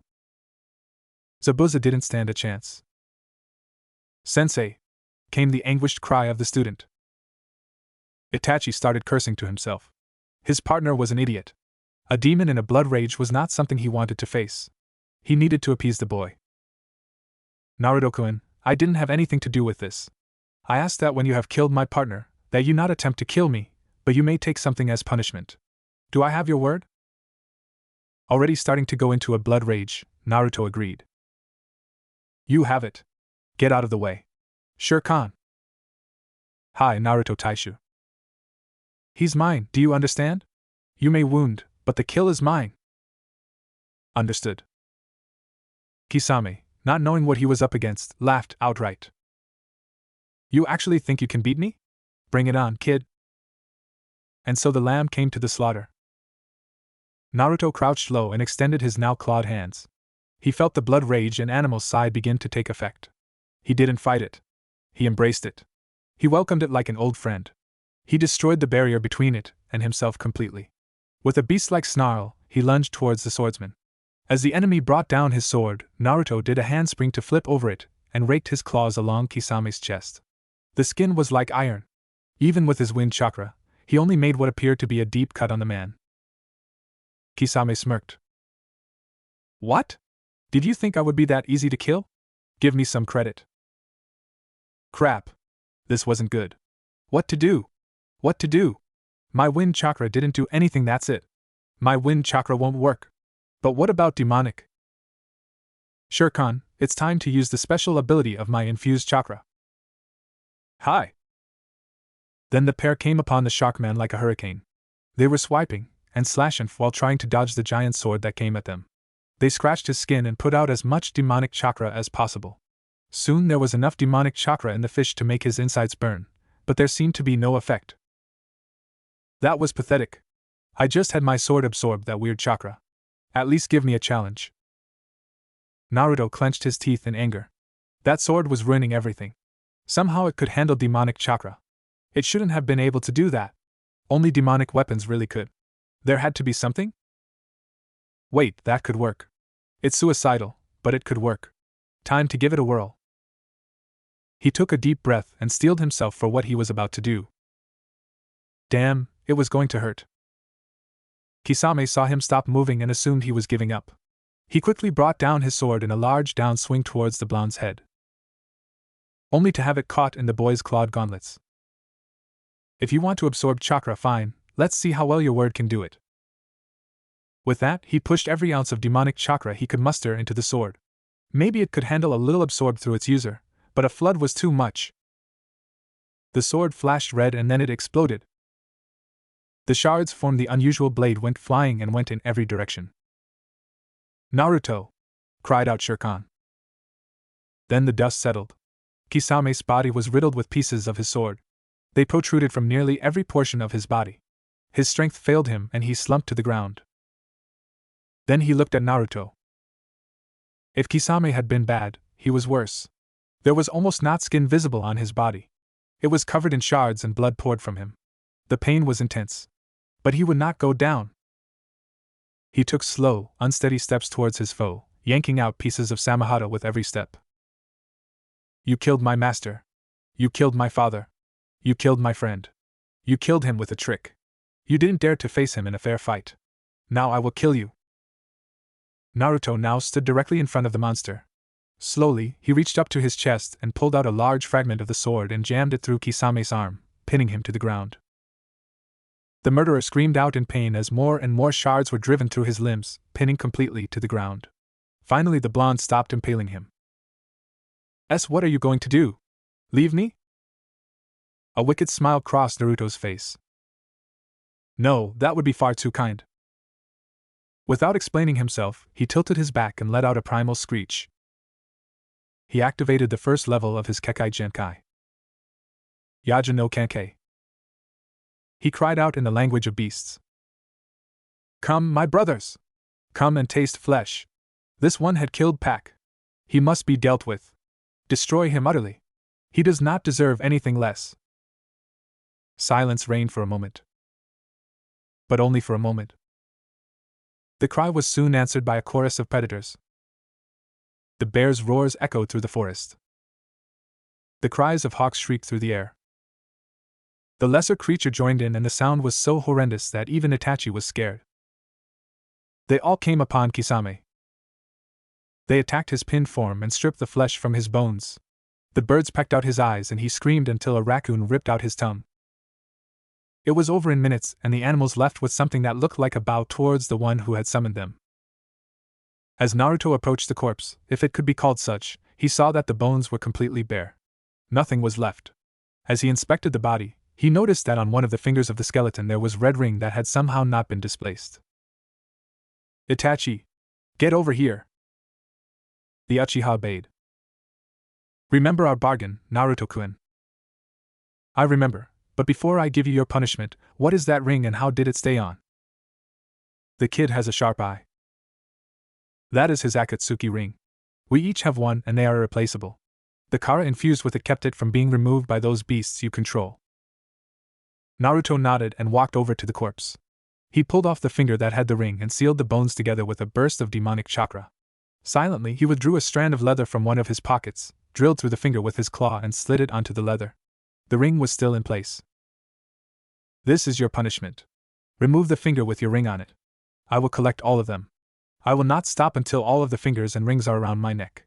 You will be the only one to survive the event because you told Kisame not to kill my sensei. Worry actually became apparent on the trader's face. Don't even think of backing out now. Do you think you could beat me? Maybe, but look, my wounds have already healed. I could take more than a finger before I went down. The man was right. Steeling himself, Itachi withdrew a kunai and severed his finger without even flinching. He handed it to Naruto, bearing the pain stoically. Naruto took the finger and burned the flesh off of it, and sealing the bones with some chakra. It joined Kisame's finger on the strand which he donned like a necklace. A wise choice. I respect you, Itachi. You have strength, and you are intelligent. Never give me a reason to regret not fighting you. Now leave. He turned to obey, but he turned back with one last thought. You are savage in battle and use powers from a ruler of hell. You fight with beasts at your side and you don't feel pain. You will have name now. I give you the name Makai no Yaju, for you are truly a beast of hell. My time with Akatsuki is over. I suggest, if you want the others, to head to Sunagakure. There is another Jinchuriki there who will soon be targeted. Good luck. And then Naruto was alone with Shere Khan. He demon had no words of comfort to offer. He was a demon, and death was not something he had to worry about for his kind. But he knew his partner was hurting. Naruto, check Zabuza's pack. He left something in there for you. Looking like a zombie with no life of his own, Naruto went to his master's pack and rummaged through it until he found a sealed letter. Dear Naruto, if you're reading this, I've died. I have nothing to give you but my money and my sword. I know that you don't use a Zanbatsu, but keep it in a sealed scroll. Find someone worthy of it. I'm not good at anything emotional, so I'll just say it. You are the closest thing to a son I ever had. I am proud to have been your master and to have known you. I have only one last request. If you agree, I would like you to take my name and become Momochi Naruto. Carry my name well. Goodbye, son. Then, for what he swore would be the last time, Momochi Naruto wept. Swearing to put down the rest of the accursed organization responsible for his master's death, he sealed Kubikiri Hocho into a scroll and gave his master, no his father, a warrior's funeral with an uncontrolled burst of fire. In stony silence, Makai no Yaju walked off with his partner. It was time to go to Sunagakure. Journal Entry 1. It's been 2 weeks since Momochi Zabuza, my father, was killed by Hashigaki Kisame. 2 weeks since I swore to avenge my sensei's death by annihilating the criminal organization Akatsuki. Following the advice of Uchiha Itachi, Shere Khan and I decided to travel to Sunagakure to search out a Jinchuriki that lives there. At first, I'll admit that the main reason I held for finding him was to find Akatsuki, but as time has passed and my rage subsiding somewhat, I look forward to meeting another of my kind. Will I find a friend or an enemy? I cannot use my own experience to answer that question because my circumstances were far from normal. Whatever the result, this person is one of my kind and I will do my best to protect him. Isn't it strange that all of my companions for the last several years have been demons? Zabuza was the demon of the bloody mist and Shere Khan is a true demon. Now I search out another. Shere Khan, what would I do without him? Without my partner, I am sure I would have succumbed to the rage inside me. He says it would have destroyed me because of my demonic chakra. Does this make me a Hanyu? Am I a half-demon? Whatever the case, I will fight to protect those precious to me. Would Zabuza-sensei be proud of me? Naruto looked up from his journal into the night sky. The man and his fox were in the middle of the desert on their way to Suna. Unless they hit a sandstorm, the pair would arrive tomorrow evening. Out in the wilderness, away from any semblance of civilization, the stars shone with a brilliance that was awe-inspiring. There, surrounded by darkness and the vastness of the void, those celestial bodies dared to continue to shine and refused to give in to darkness. That's gonna be me, Shere Khan. HM? Asked a somewhat drowsy fox. Up there, the stars. They shine and never stop, even in the day when no one can see them. I'll never give in. And with that, Naruto fell asleep, leaving a very confused Shere Khan looking up at the stars. 2 days later. Name and reason for visit? Asked the shinobi stationed at the gate, eyeing the stranger in front of him. Momochi Naruto, seeking the Jinchuriki of Sunigakure. Instantly, two Suna and Biyu dropped down behind Naruto. Momochi Naruto, you are to come with us immediately. Both of them missed the infinitesimal smirk on the former Jinchuriki's face. Everything was going according to plan. With the Kazekage, the most powerful man in the village of Sunigakure, slumped into his chair. He absolutely despised his job, but when that lying snake, Orochimaru, had murdered the previous Kazekage, Baki was left with no choice but to take over. After the failed invasion of Konoha, the Sand Shinobi had all returned home to lick their wounds, but then it started. When it became clear that there was no successor for the Kazekage, civil war broke out in the village hidden in the sand. Dozens of factions fought over the right to rule the shinobi village in a bloody conflict that resembled gang violence more than war. Seeing that order was needed, Baki, an old veteran who had the respect of most of the populace, reluctantly decided that he needed to step in. The man had two main advantages. 1. He was very powerful and experienced with a ruthlessness that would serve him well in the harsh village. 2. And perhaps more importantly, Sabaku no Gaara would only take orders from him. The unstable Jinchuriki was a killing machine with one flaw. He usually killed anyone near him. The only exceptions seemed to be his brother and sister and his sensei, Baki. Slowly but surely, he gained support and took over control of most of the factions, and was able to force peace upon the village. His name was praised in the streets as the savior of the village, and everything returned to normal. But they wouldn't let him resign. He was jerked abruptly from his reminiscing by two sharp knocks on his office door. Kazekage-sama, we have apprehended a ninja looking for Gaara. A cold feeling spread in the Kage's gut. So the other villages were after a weapon. What village is he from? None, sir. Baki's brow creased in confusion. So he's a Nuke-nin? No, Kazekage-sama. He isn't on any of the other villages' missing list. Bring him in. The door opened quickly, and two of his ANBU walked in holding the prisoner. The man in front of him was impressive. Standing 6 feet tall, he exuded an aura that demanded respect. His long mane of yellow hair combined with his face marks and lack of shirt gave him a kind of feral look, but his eyes were something else. They weren't circular, but looked like black and maroon stripes. However, that wasn't what interested him. They seemed to smolder with passion, but carried the gravity of tragic loss combined with a gleam of intelligence that brought everything together. Whoever this stranger was, he was a force to be reckoned with. Baki decided to end the farce. Anbiyu, stand down. If he wanted to kill me, you two would have your thoughts cut before you realized he was trying something. I'm a big boy. I'll take care of myself. After a moment's hesitation, the pair nodded and shined away. Surprisingly, as soon as the ANBU were gone, the blonde nin gave a bow. Kazekage-sama, my name is Momochi Naruto. It is an honor to meet you. Surprise crossed the older man's face. Momochi? The only Momochi I know of is Zabuza, but he never had children and the reports say he was killed recently. Naruto's entire body tensed and a look of anger and pain swept across his features. Do you see this necklace, Kazekage-sama? A nod. These fingers belong to Hoshigaki Kisame and Uchiha Itachi. Only Itachi is alive. Shocked disbelief was evident on Baki's face. This guy, strong though he looked, claimed to have killed Kisame and Itachi? Naruto saw the look and continued. Only Kisame is dead, but I'll get to that. Both of them belong to a criminal organization known as Akatsuki. Their purpose is to hunt down the Jinchuriki and harvest the bijou. They were after me because my companion is a demon fox, and they thought he might be useful. I convinced them he wasn't, and Itachi ordered Kisame to leave with him. In a shameful attack, Kisame murdered my sensei and I killed him. Because Itachi ordered Kisame not to, I spared him. Now I am hunting Akatsuki. I took Kisame's finger along with his ring every member has, and Itachi's finger was my price for his life. I came here to find a Jinchuriki and kill the Akatsuki when they inevitably come for him. This entire speech was delivered in a tone that made it almost impossible to doubt its authenticity. But Baki still had a question. After a long pause and exhaling slowly, the Kage spoke. I believe you. I shouldn't. I should throw you out, or better yet in jail to keep knowledge of Gaara form getting public, but I believe you. You have the look. You're a true shinobi and lying is beneath you. If you wanted to get anything without approval, you would just do it, not waste time with an old fart like me. But the part about a demon companion is kinda hard to swallow.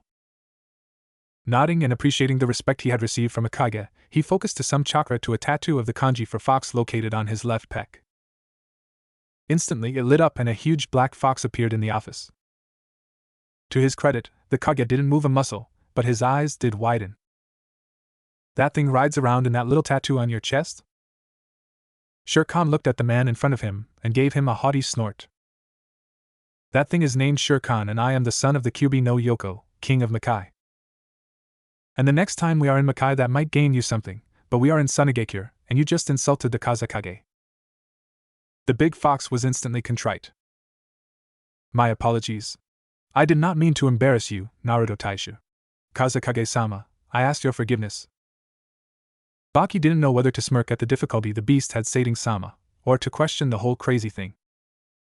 Apology accepted, Shere Khan, and I'm not even gonna ask about the Kyubi. It has nothing to do with Suna, right? Nods. Then I don't want to know. But why do you keep him sealed in a kanji? That's simple, Naruto said with a small smile. How many foxes his size do you see walking around?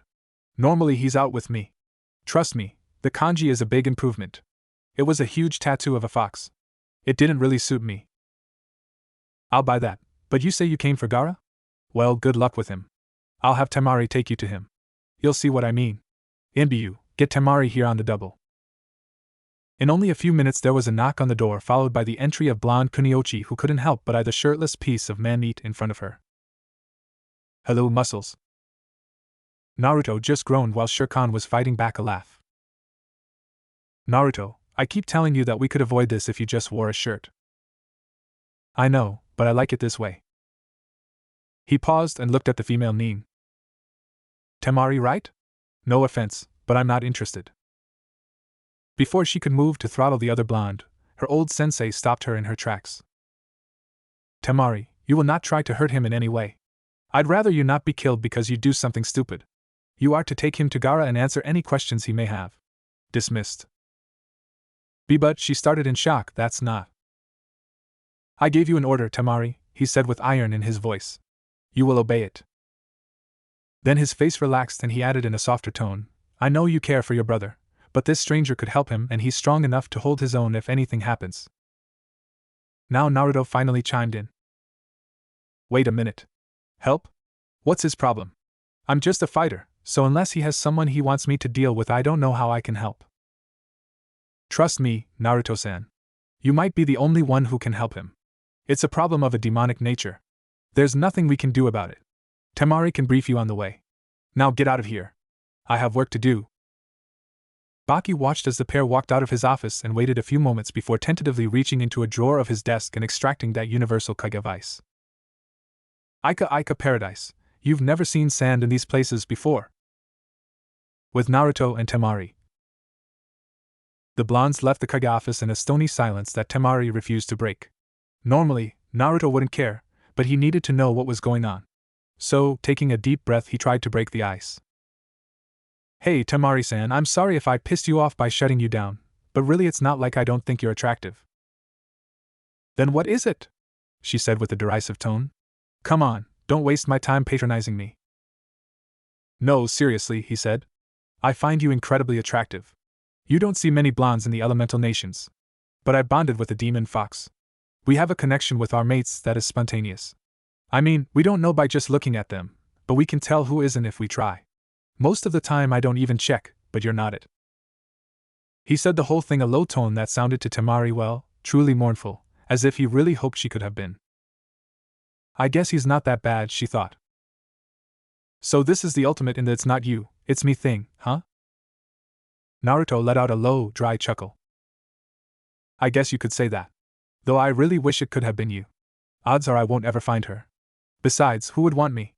I'm bonded with a demon, for crying out loud. Combine that with the fact that I can't join a village and you've got a big problem. In that moment, Temari's heart really went out to the guy. He was almost totally alone. Damn that stupid mate thing, cause he was just what the doctor ordered. Her thoughts were interrupted by a demonic cough. Not to interrupt, but I don't think it's wise for me to stay out any longer. The people are starting to stare. Sure enough, everyone in the street was staring wide-eyed at the feral-looking man with a huge black fox by his side. After channeling some chakra and a poof, Shere Khan was back in the seal. The blondes walked in companionable silence before Naruto remembered why he's bothered to break said silence. Hey Temari, what's the deal with Gaara? And where are we going? Temari grimaced as she walked and began to explain. Gaara is my little brother and the container of the Ichibi. He's incredibly powerful and skilled, being able to control the sand with his will. But something went wrong with the ceiling. He's not in control of his actions at times, he doesn't sleep and he's dangerously unbalanced. In one of his few moments of lucidity, he asked Baki-sensei to imprison him a chakra-draining cage to keep him from hurting anyone. I thought that the fact he managed to ask that meant his will was finally winning against the demon, but it seems as though it took the last of his willpower. He's worse than before. I don't know what Baki thought you could do though. Even though she ended it offhandedly, when she turned she saw the blonde deep in thought. Baki thought that because I'm bound to a demon and the fact that he can be put into a seal, I can help with Gaara's seal. Well, I might be able to do something.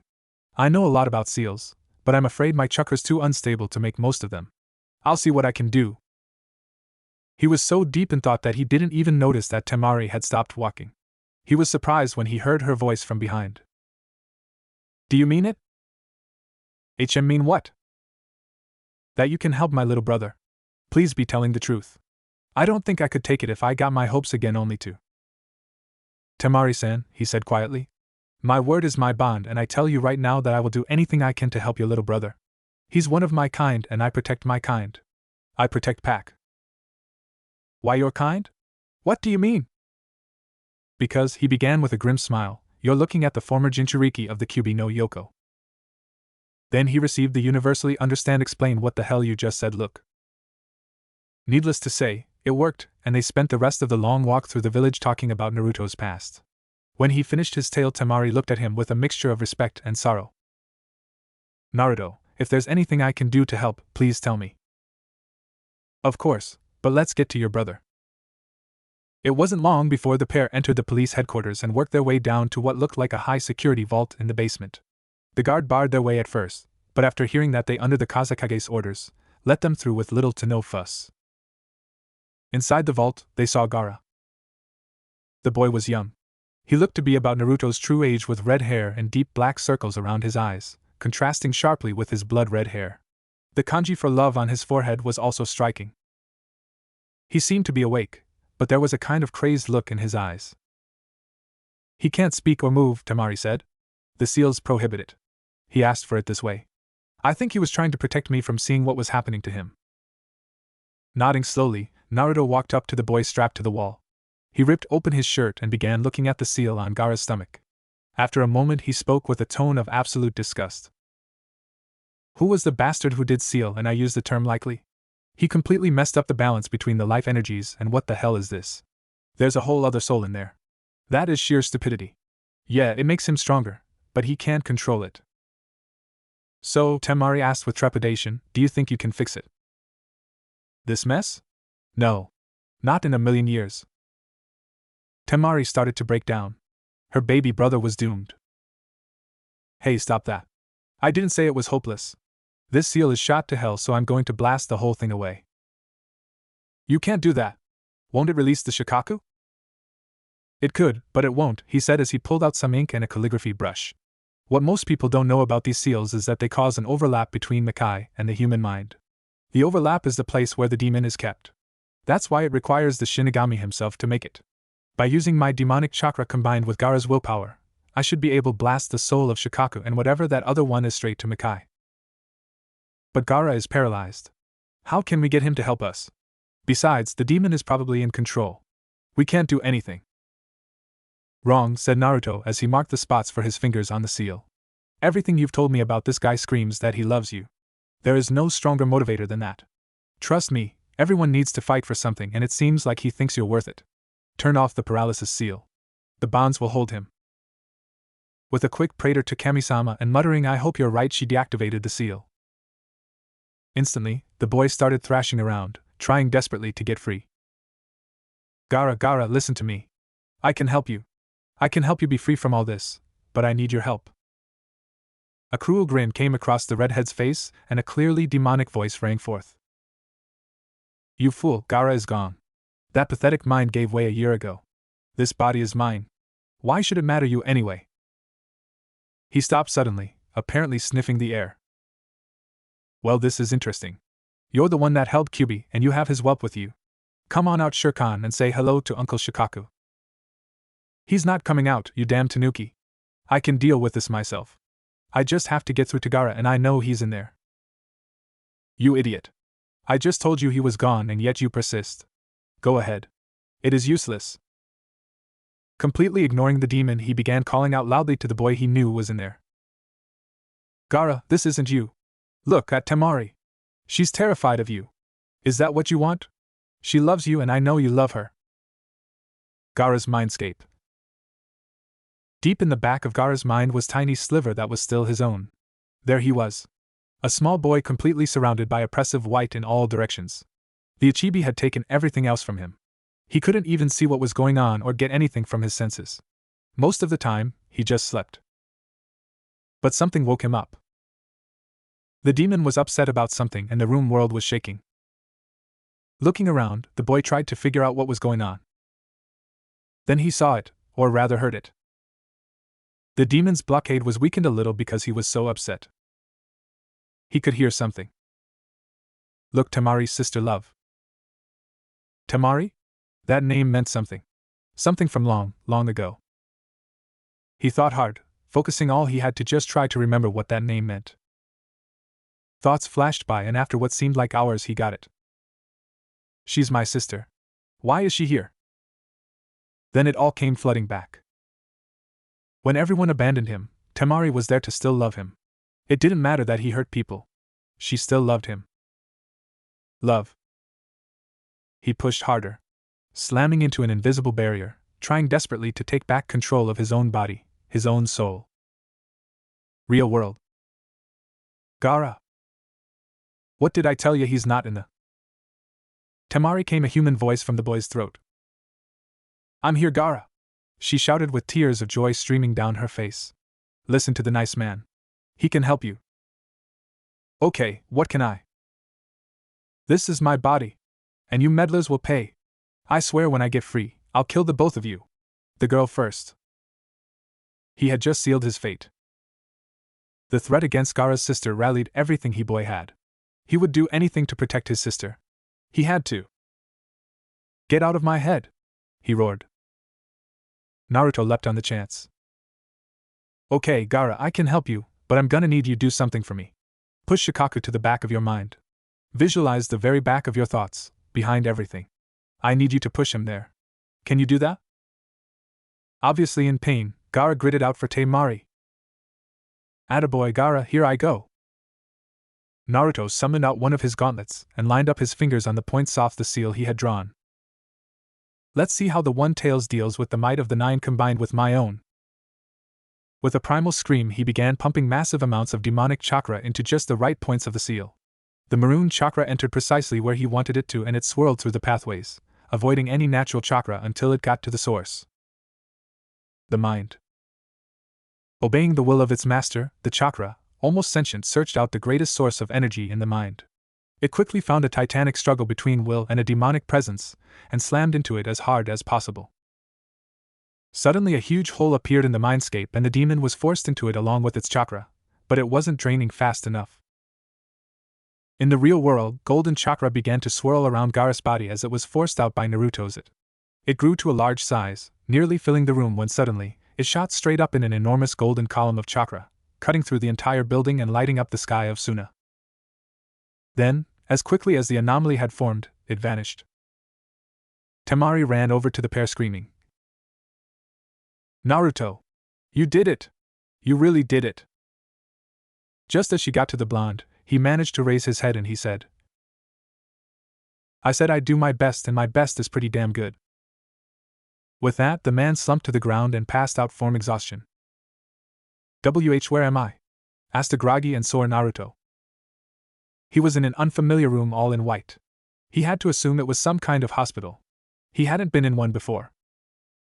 You're in the VIP section of Sunegaker's finest hospital. Though I don't know why. You should be dead after that incredibly stupid stunt you pulled yesterday. Naruto was completely taken aback. He was used to Shirkan scolding him for being brash, but there was a different tone this time. It sounded like fear? What's wrong, Shirkan? I've been in tighter spots before this and… No, you have not, he snapped. You took on the might of a full-blown bijou without my help. There it was again. That fear hidden within the anger. There was something else to this. Shirkan, we've been through too much for this. Tell what the hell you're talking about. And don't feed me some worry bullshit, there's more to it than that. Shirkan gave a low growl and slumped to the floor, leaving the pair in silence. Neither would say anything. This was a contest of will. Unsurprisingly, Naruto won. You're not my first master. The former Jinchuriki's eyes snapped open in surprise, but he didn't respond. He knew that saying something would only make it harder for his friend. I know my father told you some of the history and purpose of the Beast Warriors. The Bija honored them with demonic partners and such. This is true, but that was only the beginning, the time when my father was partnered. His original partner was a great warrior who fought honorably and lived a long life. According to his experiences, Kyuubi accurately described the history of your kind. I was partnered at least 1,000 years later. The world had changed drastically. No longer were the Bijou the guardians of this world. They sought to possess it. However, if they fought openly, the world would be destroyed by their power. The Beast Warriors were used to fight in their stead. Most of the Great Ones had forgotten what it was like to be partnered with a human. They forgot the honor of these warriors and how proud they were to be by their sides. My father was one of the few who did not forget. His warriors fought valiantly to stop the war and bring peace. My partner was the greatest of them all. He was incredibly strong and he was the leader of the Kyuubi's forces. He led them into battle again and again, victory after victory. To see him fight was like watching an inferno in action. He was incredible, but there was a problem. In their desperation, the other Bijou formed an alliance against the Kyuubi under the leadership of the Hachibi. We couldn't possibly win against such odds. So my master challenged the Hachibi to a duel to end the war. He knew he couldn't survive. He was mortal. But he wouldn't listen to me. Worse, he forbade me from coming with him. I could do nothing. The others held me back on his orders. In a few weeks we received word of his victory. It was incredible. A mere human had bested the second strongest Bijou without help. We celebrated and waited for him to return. He did not. If only he had let me help him. He would have lived. But no, he didn't want to risk my life. There was a long pause as the weight of Shiken's words set in. This was the most he'd spoken at one time since he had joined Naruto. Naruto was about to speak up when the Black Fox spoke once more. Never do that again, Master. I can and will lend you my power to aid you in anything you desire, but you must let me know when you are about to do something like that. I don't know what I would do if you died too, Master. There was nothing more to say. Nothing else was necessary. They made their silent vow to each other. Naruto would rely on his partner, and Shirkan would help his master in any way he could. A week later. Naruto, you've got to get him to stop. If he keeps this up, he's going to collapse. Temari was a little worried. Ever since Gaara had woken up, all he had done was train. It was no secret why. I need to be able to serve Naruto-sama, but I don't have a demon to help me anymore. I need to be able to keep up. So he was working himself into the ground. However, Naruto didn't share the other blonde's concern. Don't worry, Tem. He'll be fine, he said nonchalantly. Temari's eyes hardened.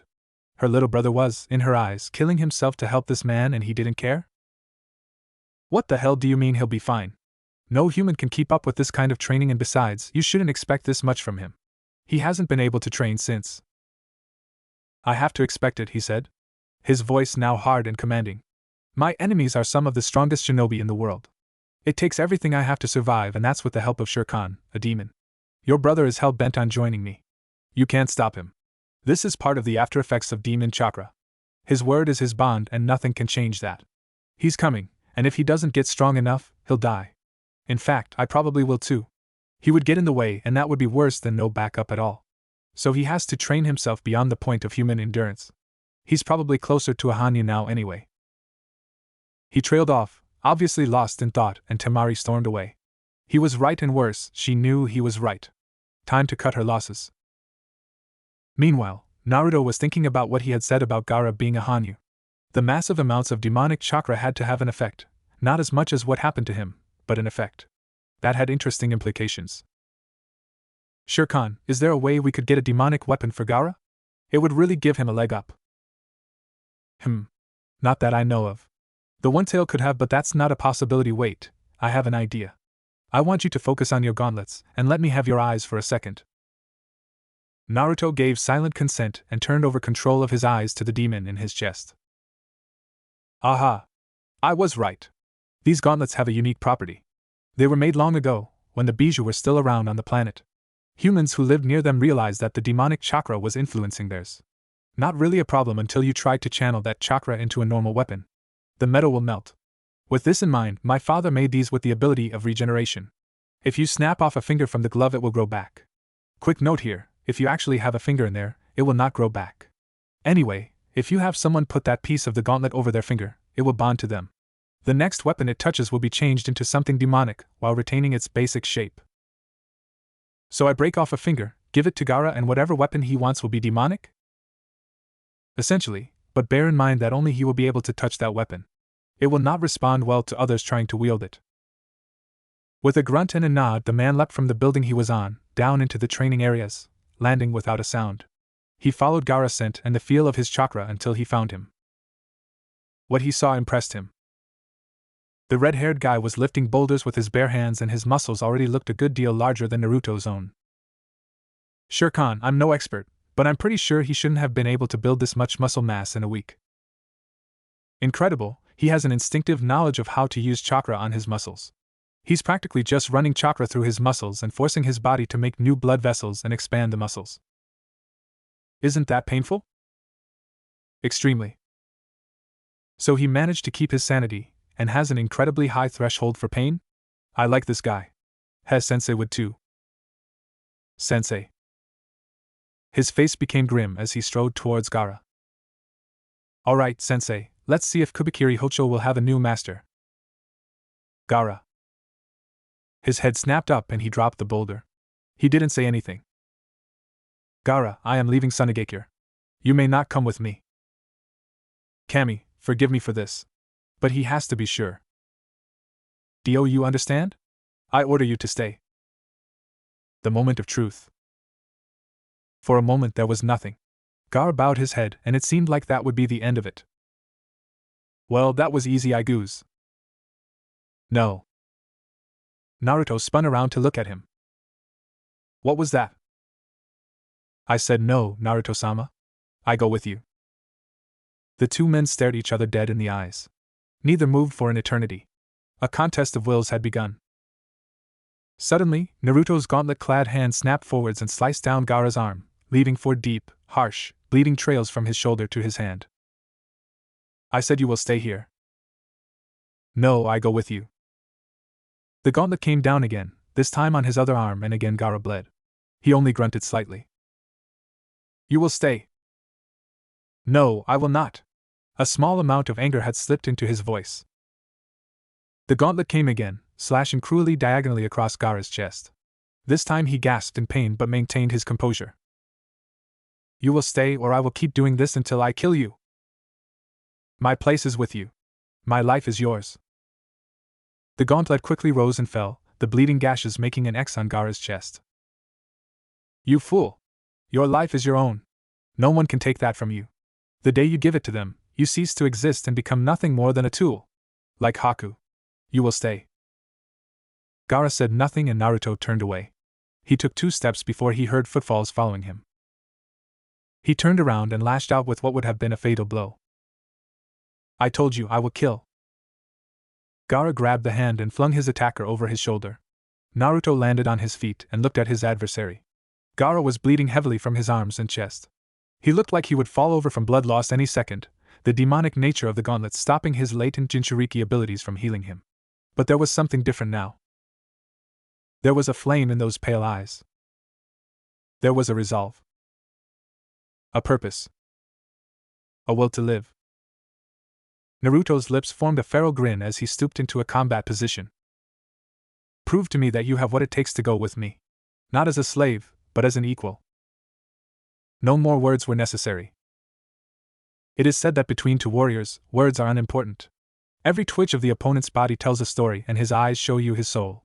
This has nothing to do with that. Naruto and Gaara were not warriors. They were survivors, beasts, killers. Alpha. They had no need for words because instinct told them long ago that words were at best a distraction. Instinct told them to kill or be killed. Make the other submit. Naruto launched himself forward, hoping to take his now much larger friend by surprise. He reached out his left arm to slice through Gaara's throat. Victory seemed too easy. The red-haired man was already on his last legs. There was no way. His wrist was caught in a vice.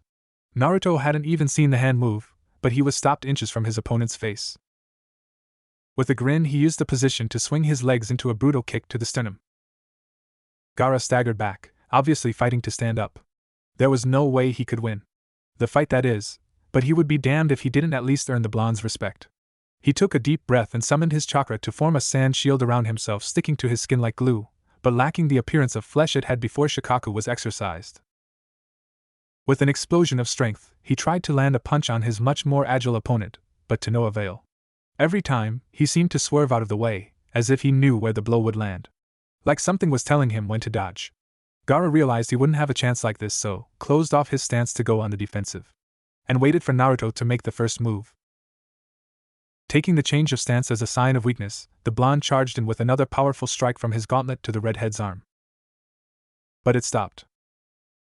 Instead of slicing cleanly through the skin, the sand was slowing it down so only the tips were sinking into the flesh of the raised arm.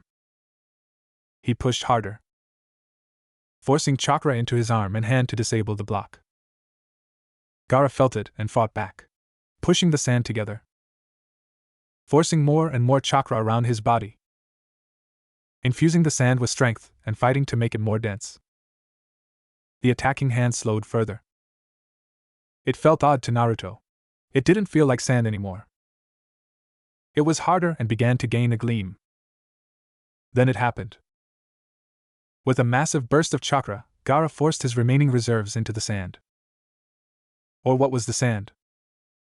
It turned to shining clear glass. The intense pressure and chakra had transformed his shield into something infinitely stronger and more useful, and had he had more chakra, he might have won, but he didn't. Gaara's strength faded and his arm slipped, causing Naruto's chakra-charged gauntlet to slam palm first into Gaara's chest, burning a red hand into the flesh. Gaara's teeth gritted in pain and he managed to stare defiantly into Naruto's eyes. But the defiance turned into confusion as Naruto stood over his prone form. The blonde retracted one of his gauntlets and used his unarmored hand to snap off the armor from pointer finger of his right hand. You may come with me. I pray you will forgive me for what I did, but I don't want a tool. Welcome to the club. Your life will be full of death, suffering and fighting until we die what will probably be an early death. Congratulations. The bitterness in his words was clear. He had really hoped Gaara would submit. He reached into a concealed pouch in his pants and pulled out a scroll, unsealing it to reveal an enormous sword. This is Kubikiri Hocho. It served my master faithfully, and you have proved yourself worthy of it. Naruto grabbed Gaara's hand, slammed the piece of gauntlet down over the finger, and forced the hand to grip Kubikiri Hocho's handle. The effect was immediate. Gaara's chakra, which had been normal-looking, if anyone could see it, formed a cocoon around his body and phased into a brown color. The latent, gold demonic chakra, integrating itself into the regular chakra. He contorted in pain as smoke rose from the bleeding wounds being cauterized, sealing the scars to his appearance forever. The red hand on his chest burned deeper into the skin as his own chakra worked to expunge Naruto's hybrid chakra. Slowly, the chakra seeped over Kubikiri Hocho and flashed blindingly. The blade turned midnight black, matching his now permanently black finger. As the chakra evaluated the weapon, the finger forced it back into the body to turn the body into the perfect user for the sword. Bones could be heard cracking and rapidly regrowing as the body reformed itself into a larger form. Skin ripped as the bones and muscles grew faster than could be accommodated, but healed instantly. The final change was an additional gold ring around Gaara's eyes, and then the light faded, leaving an exhausted Gaara. Well, it seems he passed your test. But why didn't you let him be your subordinate? Surely your instinct told you to. Because I'd have to tell him to do everything. He is intelligent enough to make his own choices, and added creativity helps that, and Temari would kill me. Haha, that she would. She is a feisty one. Speaking of which, why did you lie to her about mating? She would be a good one. Strong, independent, unarguably attractive. She'd be a good mother to your kids. You damn well why. Don't meddle with this, Shirkan. I won't go through it again. Kit, you can't keep doing this to yourself. You need a mate and kits. I am inside you. I can tell. My mission is vengeance. I can't have a family in tow. Don't be ridiculous. I know you can't have kits yet, but your mate would be loyal to you and comfort you. Something I cannot. Loyalty? Don't make me laugh. She wasn't. She left. I'm not going through that again. The betrayal is too painful. Then you admit you have feelings for her? No, you forget how good my control is. She is a friend. Maybe a sister in time, but nothing more. Fine then, but the day will come when find someone you can't block. Not for a long time yet, and definitely not Tamari. Speak of the devil, here she comes with half of Suna. You have some explaining to do. Hi. The next few minutes were a whirlwind of Suna A and Bu accompanied by Tamari whisking Gaara away to a hospital and 2 guards escorting Naruto to the Kazekage. So Gaara is like you now? No, Kazekage-sama. He is similar, but his chakra is almost completely demonic. Mine is a mixture and I can manipulate both parts separately if I wish. Gaara can't. Baki leaned back in his chair and considered what Naruto had just told him. In just over a week, he had transformed Gaara from a danger to everyone to something useful. Something else entirely. Then there was Naruto himself. He was incredibly strong and could probably take the Kazekage in a fight. He could be a useful ally. What are we to call you two then? Naruto looked at him quizzically. What do you mean, sir? Well, you're not Jinchuriki, that much is obvious, but you're not demons either. From what you've told me, the demonic chakra has affected your DNA, so you are not quite human and somehow, you are not Hanyu. What do we call you? Instantly, Naruto's keen deciphered the meaning behind this. If it was known that there were 2 powerful shinobi allied with Suna that weren't human or Jinchuriki, the other nations would be fearful. I would advise no change of status yet. Baki's eyes opened his eyes a little wider. And why is that? You want my services, or at least support. Correct? A nod. Then I have a price. First, when I leave Sunagakure, which I will have to eventually, Gaara comes with me and we don't go on the Nukenin list. Done. Anything else? Advertise that Gaara is a Jinchuriki. That piqued Baki's interest. Why would you want that? It would just encourage assassins. Exactly. My business is with the Jinchuriki hunters, Akatsuki. They will come for Gaara when they learn of him. They probably already do, but they have no reason to hurry. They need to get the Jinchuriki that others know about before they are killed. You would force their hand and I get my revenge. In return for these conditions I will serve Swangakure until Akatsuki come or 2 years, whichever is sooner, and I will be a sworn ally of the village.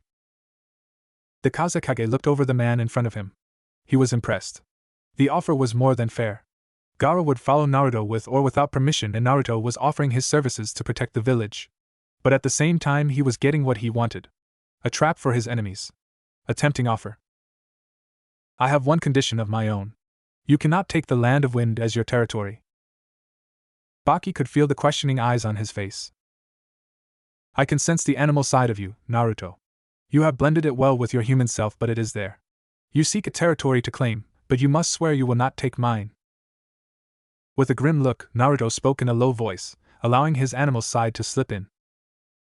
I swear. And he walked away. That night, before he went to sleep, Naruto pulled out his journal. It was time for a second entry. Journal 2. Today was interesting and draining. I created another of my kind. Part of me feels proud, almost like a father, but the other feels disgusted that I am subjecting someone else to the loneliness of my existence. But at least I am not alone anymore. What Shirkan said today had more effect than he knows. The desire to take a mate is almost overpowering, but I cannot. Not after last time. I gave my heart to her, but I guess it wasn't enough. I came back from a month's journey to find a message telling me that we needed to speak. Then it was over. She destroyed us and gave no reason. Did she ever care? Was it because she didn't want to share me with those closest to me? Did someone work to turn her thoughts against me? Perhaps she couldn't understand my bond with Shirkan. He is my partner, a part of me. If you can imagine what that means. Maybe it scared her. I guess I'll never know for sure. That part of my life is over. No amount of prodding from Shirkan will change my mind. I am meant to be alone. The Kazekage is a wise man. He recognized my desire for a territory almost before I did. It grows strong. I am an alpha, that much is certain. But what good is an alpha with nothing to protect? Perhaps in my travels I will find a place to protect. Maybe I'll find a mate too. That's just as unlikely. For now, all I have is revenge and Shere Khan, Temari and Gara. That will have to be enough. 1 year later. I'm sorry, Momochi-san, but I can't let you see the Kazekage without an appointment. Don't give me that crap, I gotta see him now. Listening to the muffled argument through his office door, the Kazekage didn't whether to chuckle or groan at his strongest ninja's actions. When he wanted to do something, he did it. While it could be a pain in the butt, it also made him an invaluable asset. Leaning back in his chair, Baki closed his eyes and called out, "Let him in before he busts down the door again. I want to avoid the paperwork if at all possible." The door flew open and an irate Momochi Naruto stormed into the office. Marching up to the Kazekage's desk, slammed down a folder in front of his boss. "What the hell is this, Baki?" Apparently, Naruto was incapable of being polite too long. Baki missed those days. "Those are orders, Naruto. Is there a problem?" Naruto snarled at the man. "Damn right there's a problem. Why are you sending me out of the village again?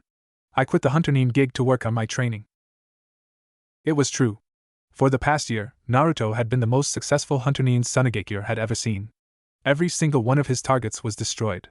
Some people said he just used his nuke Nin connections from his days with Zabuza to cheat it.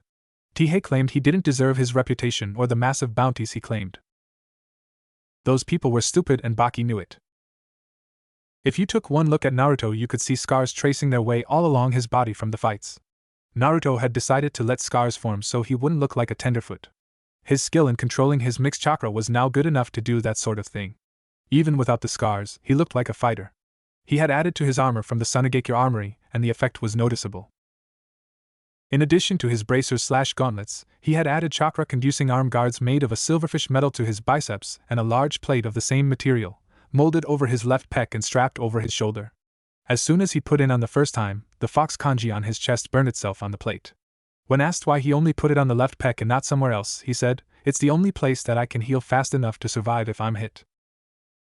Probably the most fearsome addition to his appearance was that one of the straps for the chest plate ran from his right shoulder to his hip, and up again as a loop. It had been widened and attached to it were a row of kunai across the whole thing. They were securely fastened, but Naruto could get one and out and kill you before you could blink. There was one more reason the idea was absurd. Of course you had to actually know Naruto to understand it. The guy would never think of doing that. He was strong and knew that fighting others would make him stronger. He would never admit defeat, or humble himself to ask for the help of others on a job. He quit after 6 months with more takedowns most shinobi could get in 3 lifetimes, shocking everyone because they knew how much he preferred not to be trapped by walls. He said he had to work on combat training and the ANBU reported that he just worked on fighting styles. Looking lazily at Naruto, Baki said, "Why are you working on combat training? You told me yourself that your style is just reflexive movement." Naruto's scowl hadn't lessened. "That's not the issue. Can't we?" He was interrupted by the Kazekage raising his palm. He wanted an answer. Scowling harder, Naruto answered. "Fine. You're right, I fight by reflex and instinct, but reflex is your body doing something it knows how to do without your direct control. You have to know how to move before your reflexes can move that way. I've been practicing other styles to broaden my range. Happy, you nosy old coot?" Chuckling at Naruto's attitude, Baki finally got to the point. Yes, it makes sense. Now about the mission, you know as well as I do why you have to leave the village. The civilian council wants you gone for good. You're too popular for their tastes. I think I can get them to calm down as long as you're not around while I do it." Some of the anger left the blonde's face, but it was soon replaced with disgust. "You're getting political, aren't you? Those idiots should be thanking me for cutting down the crime rates, not trying to kick me out." Well, you know the old saying, no good deed goes unpunished. During his time in Suna, Naruto had managed to earn the grudging respect of most of the shinobi. The same could not be said for the civilians. Naruto had done a brief stint in ANBU and he had done his job well. And ruthlessly. Flashback. At the time, there had been a rash of disappearances in Suna. Children were vanishing off the streets and Naruto was selected to investigate. After a few weeks, he had come across enough evidence to point towards a member of the civilian council as the one responsible. Somehow, the councilman found out, and the blonde received a visit from the man himself with a proposition. I have heard excellent things about your work and investigating skills, especially regarding the disappearances of these children. Please take this gift as a supplement to your efforts. The man was a sleaze and he looked it. Old, bald, and oily looking, he had the guts to come in Naruto's office and offer a bribe. I'm not sure I understand your meaning, sir. He almost gagged on that, but he wanted to know for certain what was going on. The man tried to give a kindly smile, but failed.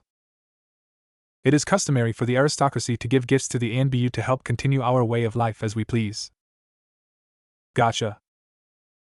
Are you trying to bribe me, sir? All pretense of kindliness vanished from the man's face, and he started to turn red. You know exactly what I mean. Don't act so innocent. I'm on the council. You won't touch me. I'm giving you this money so that there's no excessive embarrassment. You get money, I get my fun with the urchins, and everyone's happy. Something snapped inside Naruto. This man was talking about with children and expecting him to take money and turn a blind eye. Kids are the most sacred thing in the pack. They are protected at all costs. This man crossed the line. Before the councilman could blink, he was forced against the wall, staring an angry Naruto in the face. By my authority, as an officer of ANBU, I find you guilty of kidnapping, rape, attempting to bribe an officer of the law, and obstruction of justice. The sentence is death. His screams could be heard across the village. Naruto put the word out that anyone who tried that kind of crap again would share his fate. The same would go for anyone who took bribes. A few didn't listen. That didn't last long. Because of Naruto's reputation, crime rates plummeted because everyone was terrified of an avenging demon destroying them. The council's reaction? Hatred. They couldn't get away with anything anymore. End flashback. You know it's not just the crime rates. Their kids look up to you, at least the ones who joined the academy.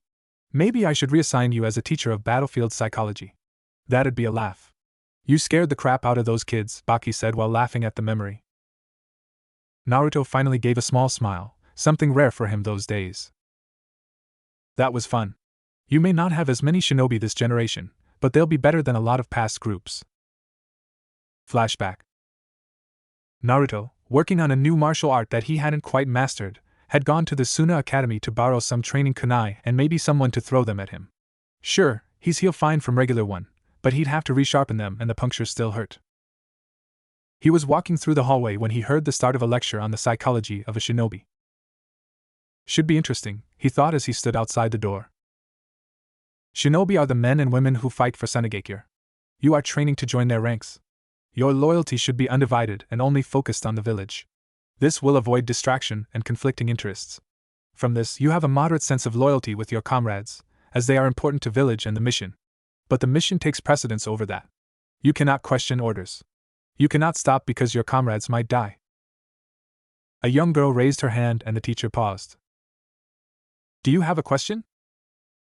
She nodded and said, do we have to kill a lot of shinobi? Ah, good question. The answer is no. Most of the time, you can incapacitate the enemy. One of the goals of a shinobi is to get strong enough to disable an opponent without killing them. Could someone shut this idiot up? The class gasped and stared as a somewhat pissed Naruto stalked into the room. Swallowing loudly, the teacher gathered up what courage he had. Who are you, and why are you interrupting me? Naruto grinned widely. I'm Momochi Naruto, also known as the Makai no Yaju. Now get the hell out of here. You'll get these brats killed if they listen to you. What are you waiting for? Shoo!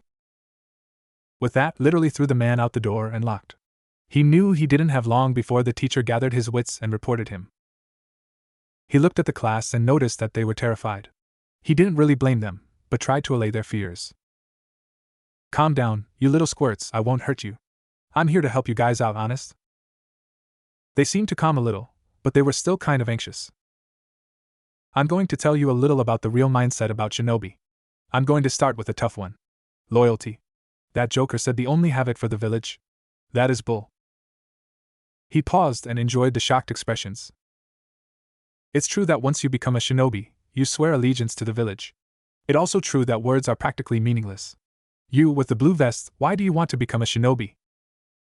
The kid looked around uncomfortably and mumbled something under his breath. What's that? I didn't catch it.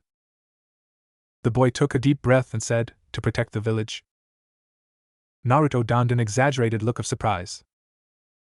Really? The entire village? You care about each person so much that you're willing to die for each for one? One kid in the back started laughing and whispering to the other kids, presumably about the stupid answer the boy gave. Naruto's eyes hardened. Would you die for him? He asked while pointing at the bully. The boy, knowing he was stuck, didn't know what to say. Would you die for the pickpockets on the street? Would you die for the homeless people you ignore as you walk around the village? Would die for your competition? He paused and took a deep breath. If you would, then you're a better man than I. Does anyone else have an answer? Why do you want to be a shinobi? There was silence, until the boy with the blue vest raised his hand. Want to give it another shot? Naruto asked. I want to be able to protect the people I care about. Naruto affected an unimpressed look.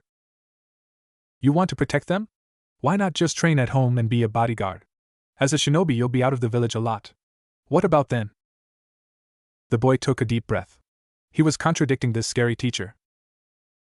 I'll stop the bad guys before they get to my home. And I have friends who are shinobi. I'll get strong and fight with them, he said as his voice gained confidence. Don't tell me it's stupid, but I'll train and fight until I can stop the enemy before they take away my friends and family. Then Naruto got up in his face in a flash. Why would you risk your life for a person? Why not stay safe at home or alone so you don't get hurt? The answer was almost a shout, and it was angry. 'Cause I don't got a real family and my friends are all I have. Without them, there's no reason to be here. Life wouldn't be worth, and I'll do whatever it takes to keep them alive.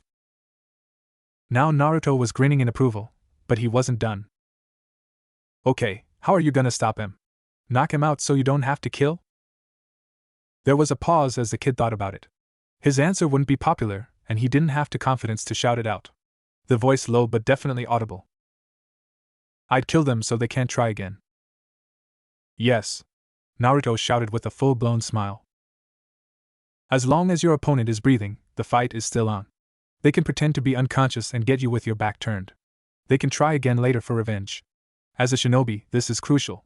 You have to be willing to kill anyone that's a threat to what you value. If you can't do it, go home now. We fight, we kill, we die. The only choice a shinobi has is why. There's no two ways about it. You, kid, are going to be one hell of a shinobi. You know what you're doing and why. When you graduate, look me up. I'll happily work with you. Then there was a pounding at the door. Looks like my time is up, remember what I said. Then he left through the window. That incident hadn't helped his position with the civilians. He had basically told them that they didn't have to be loyal to them. They tried to run damage control, but it was too late. Several kids dropped out, and the rest quoted that lesson like scripture and trained, waiting for the day to prove themselves. End flashback.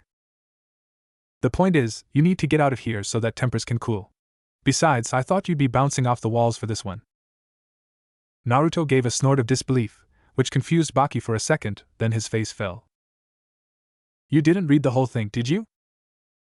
The blonde suddenly looked abashed and scratched the back of his head. Well, not exactly all of it. I kinda. Moron, it's in Fire Country. The betrothed of the Hyuga heir is being taken to the Fire Temple to be prepared for the wedding, and at the last minute, they asked us to send some men to join up with them on the way. There are apparently some really powerful black market bounty hunters in the area. They are reported to be wearing black cloaks with reed clouds. Naruto's eyes snapped up. Now you're getting it. Grab Gaara and Temari and get out of here. You might want to hurry. They decided not to wait for the backup. They figured they could handle themselves for most of the journey. The Hyuga didn't want any help, but the family of the bride insisted. Naruto snorted. Typical Hyuga. They think that their eyes make them gods. Baki's eyebrows raised a little. That's dead on. How do you know? Naruto looked around and then walked over and closed the door to the office. This doesn't leave the room. Are we clear? Baki nodded. I'm from Konoha originally. I was left for dead on a mission before I joined up with Zabuza. Baki's face was blank, calm and composed. Then he started laughing hysterically. You mean that Konoha was stupid enough to leave a Jinchuriki out in the field without seeing if you were really dead? Naruto's cold glare returned.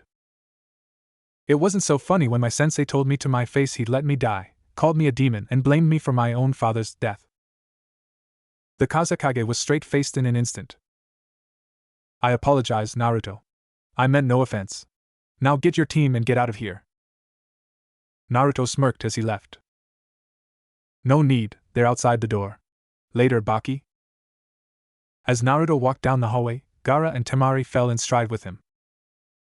Fire country, huh? Should be interesting. I needed a reason to stretch my legs anyway, said Temari.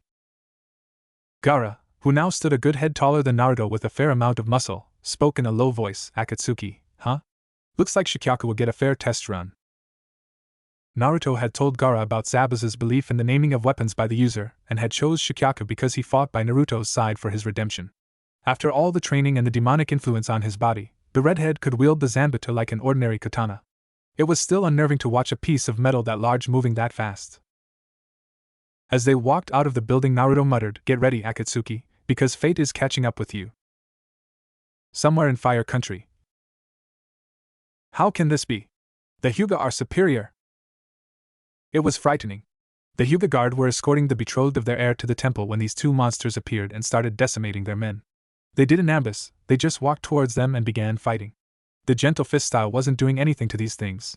Now, out of the 15 elite Hyuga guard, only 2 were left, desperately defending their charge. One of the assailants, who was using a large scythe, called out to his partner. Kakuzu, why the F are we doing this? The pansies aren't a worthy sacrifice to Jashin-sama. They can't even make me hurt. Kakuzu, who was fighting hand to hand, with incredible speed and accuracy, called out slowly. We need the money. Money is important, and we can ransom the princess here. I don't really care about your faith in that weird god of yours. His head snapped to the left. Haiden, 3 incoming shinobi to your left. 15 seconds. Fine, Kakuzu, I'll stop playing then. Then he ripped his scythe through the Hyuga guard like butter. Team Momochi's POV. Naruto Taishu, I sense 2 enemy combatants with substantial chakra ahead. They appear to be aware of us. Since Shikaku had been expunged, Gaara had discovered a unique relationship with chakra. He could control it in his own body to an extent through his muscles, and he was very sensitive to the chakra signatures of others. It was a very useful ability. I see them, Gaara. You take the one with the scythe. I'll take the other. Temari, guard the woman. Her guards are down. Go! Kakuzu looked up to see the blonde and the huge fox charging towards him. Judging by the number of scars on his body, the way he held himself, and the fluidity of movements, the boy was a close-range fighter of considerable skill. Analysis: short fight. Confident in own abilities. Then he saw the necklace around the boy's neck. The 2 Akatsuki rings. Secondary analysis: powerful opponent. Defeated at least 1 Akatsuki member, possibly 2. Do not hold back. He raised his hands and, to the surprise of his attackers, they shot towards them, connected to the body by a mass of chakra-controlled strings. Naruto ducked low to dodge the first attack, then jumped into a sideways corkscrew to avoid the secondary one. His acrobatic skills were put to the test and twisted, contorted, and jumped his way to his enemy. As they got close, Shirkan grabbed the strings in his teeth to occupy them as Naruto charged forward, intent on a quick killing blow. Kakuzu was amused. I assumed you were smarter than that. My body is hardened beyond anything you can break through physically. Shinkakiri! Naruto, as he ran, was enveloped in his chakra until all that was visible was what looked like a swirling crimson drill heading straight towards Kakuzu. It was a technique modeled after the Inuzuka's Tsuga attack, which is just an incredible burst speed combined with lightning-fast attacks. Shinkakiri is much stronger. It is pure manipulation of Naruto's unique chakra. Because of the amount and type of chakra, he technically couldn't perform jutsu, but after intense training he managed to force the chakra out of body to form an actual drill combined within which Naruto spins with his clawed gauntlets outstretched, making the drill even more deadly with the shredding power of his claws. And it slammed into Kakuzu's chest. Naruto's arms went through the man's body and shot out the other. Kakuzu was dead. Or at least he should have been. That was too easy, he thought. Then he felt it, or rather them. Somehow, there were multiple heartbeats in this guy's body after he had completely annihilated the man's heart. Well, when in doubt, be thorough. Instantly, the former Jinchuriki began pumping demonic chakra into the body, expecting the corrosive nature of the enemy to destroy him. Then all hell broke loose. Two massive black things exploded out of Kakuzu. One of them, right into Naruto, stopping him from putting any more chakra out. Taken completely off guard, Naruto flew back several feet before regaining his footing and taking his battle stance next to Shirkan, who had since dropped the threads. They watched in shock as the black masses, made of strings, formed vague bodies with a mask on each. Then Kakuzu stood up. Very impressive. I underestimated you, and you took out 2 of my hearts, and you would have gotten more if I hadn't stopped you. It is no small feat to damage Kakuzu of Takigakure. I'll have to take yours as recompense. I've never had a demonic heart before. Naruto's fine strategic mind went into high gear. The enemy had provided several bits of information. He had to decipher them. 2 hearts killed.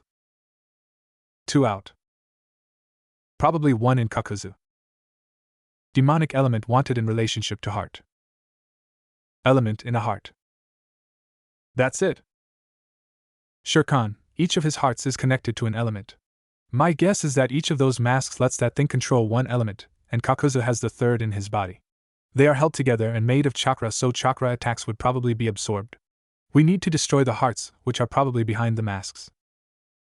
Naruto, we can't risk one of those things or Kakuzu getting the woman. We could probably use Temari's help as well.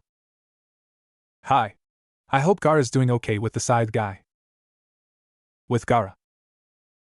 Why 1TUFING bleed? Gaara was fighting this lunatic with Shikyaku and easily blocking the wild patterns of the scythe. He wished he had full control of his sand again so he could just crush this guy, but he couldn't control it more than a foot away from him anymore without Shikaku's help. That's why he kept his as a thin, but extremely strong glass armor. It was practically invisible. Sighing in boredom, the redhead rushed forward and stabbed the maniac in the gut while ducking the scythe. There, he thought. That wasn't that hard. Akatsuki aren't that bad. He pulled out his sword and waited for the body to drop. It didn't. After a moment, Haiden's head came up and he screamed, "Glorious pain! I will sacrifice your soul to Jashin and bathe in your blood." Things just got a lot more difficult. With Naruto. A few moments of fighting and dodging revealed that the masks were the earth and wind element respectively, while Kakuzu was the lightning element heart. Temari, take Kakuzu. Your wind affinity gives you the advantage. Shirkan, take wind and I've got earth. The plan was for each to fight off their target individually so that the hearts couldn't gang up on any of them.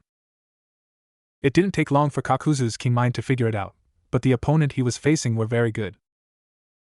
Naruto and Shirkan were managing to twist and dodge around every attack thrown at them, while Temari was keeping him on the defensive with incredibly powerful wind attacks. I'll prove to Naruto and Gaara that I'm strong enough to hold my own if I don't have demonic chakra. She had trained incredibly hard to try to keep up with her siblings. Naruto was practically family. He filled the spot where Kankuro was supposed to be. He never got over his fear of Gaara. She wielded her battle fan and sent barrage after devastating barrage against her opponent. He didn't get a chance to attack because he was too busy defending. She knew she couldn't keep it up forever. She was draining her chakra with all these attacks, so she decided to go for broke. While Kakuzu was recoiling from one of her attacks, she formed a wind attack and her battle fan behind it, launching both towards her opponent. She quickly hinged a rock into her fan, prayed for the best. It worked. Kakuzu blocked the visible attack but missed the fan, which slammed into his chest, shattering his ribs and shredding his heart. Way to go, Temari! Yelled Naruto, as he ducked an earth attack from his opponent. Shirkan turned his head to congratulate his comrade. He didn't notice the tendril of strings heading right towards him. Naruto did. "Shiken!" he screamed. He dove towards his friend, managing to slide in just between the attack and Shirkan. Time stopped. Different stages of a Kekai Genkai are unlocked when certain things happen. The Sharingan will activate in a life or death situation, and the Manjiki Sharingan when you kill your best friend. Naruto had met the requirements for the next stage of Yaji no Kenkei. By willingly offering his life to defend his familiar, he activated stage 2 of the bond. Naruto's dark purple chakra exploded out of him, knocking away the masks. Suddenly, he fell to his knees, screaming, with his face in his hands. Temari watched in shock as both Shirkan and Naruto let out howls of torture before their bodies began to convulse.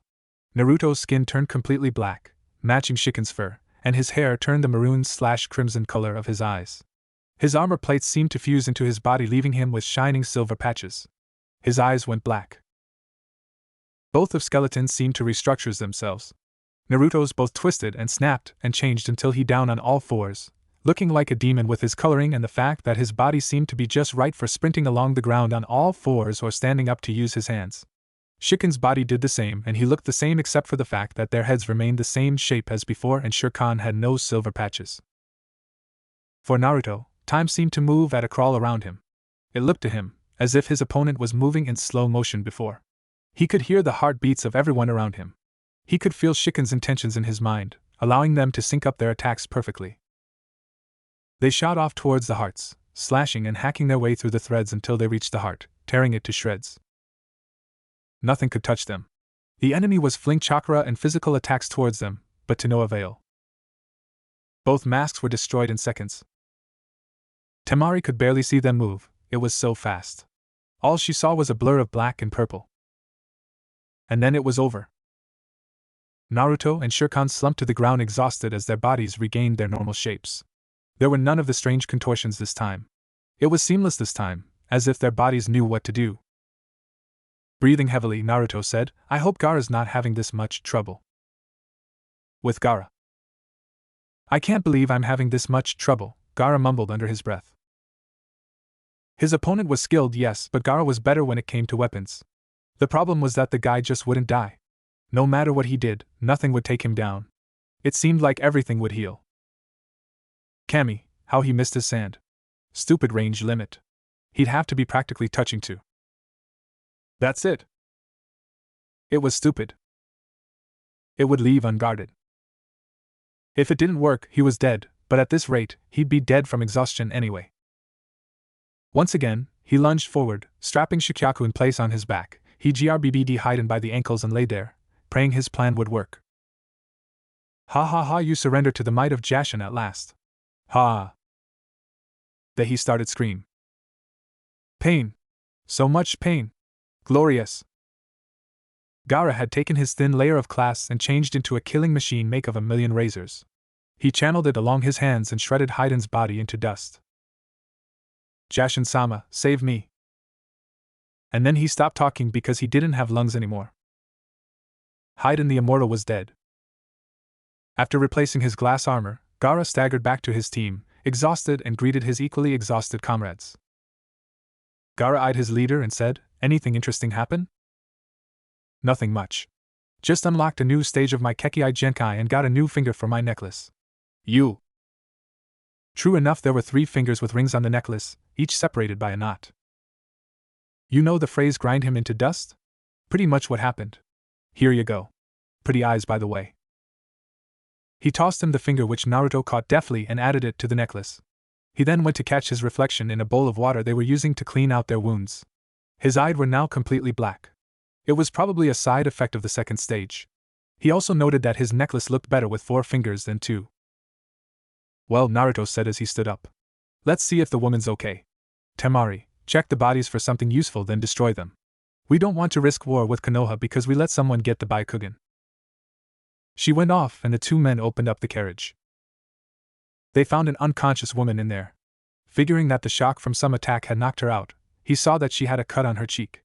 He ripped a piece of cloth from the curtains in the carriage and wet it with his water canteen. Then he started to clean out the cut. Something washed off of her face, revealing a tattoo. A red fang tattoo. Naruto looked sharply at Gaara. "This is an Inuzuka. Why would they intermarry with the Hyuga? They hate the Hyuga." "I think I can answer that, bro," Temari said as she walked over. "Read this." Naruto snatched a paper from her hand and began reading. "While transporting Inuzuka Hana, keep her heavily sedated. We have managed to empower her enough that she is safe when in the village and temple, but she may try to escape on the journey. She has not yet understood the honor of being the chosen of Hyuga Niji." The paper disappeared in his hand after an overdose of demonic chakra. Temari knew what he was thinking and put a hand on his shoulder. Naruto, we can't afford to make this an international incident. Inizuka Hana is the betrothed of the freaking Hyuga heir. We can't kidnap her. He shrugged off her hand and started humming in a low register. After a few minutes, a small squirrel came down from a tree. Naruto began to make odd noises to the squirrel, who responded in turn. Naruto bowed to the squirrel, and then it left. Naruto turned back to his companions. There's a cave a mile north from here. I'll get Hana. Gaara, you get the luggage. Temari, walk with me. Gaara shrugged and went to get the bags while Naruto scooped up the unconscious woman. He couldn't deny that she was a beautiful woman. She had a feral look to her that was enticing, but something seemed off. He shrugged it off. She was practically a princess in her clan, and love wasn't for him. The group walked in silence for a moment with Gaara slightly behind. What Naruto wanted to say was for Temari to hear. Not him. Naruto looked over at his adoptive sister and said, You know about Kiba, right? Your friend from Konoha? Yeah, what about him? He's more than a friend, Temari.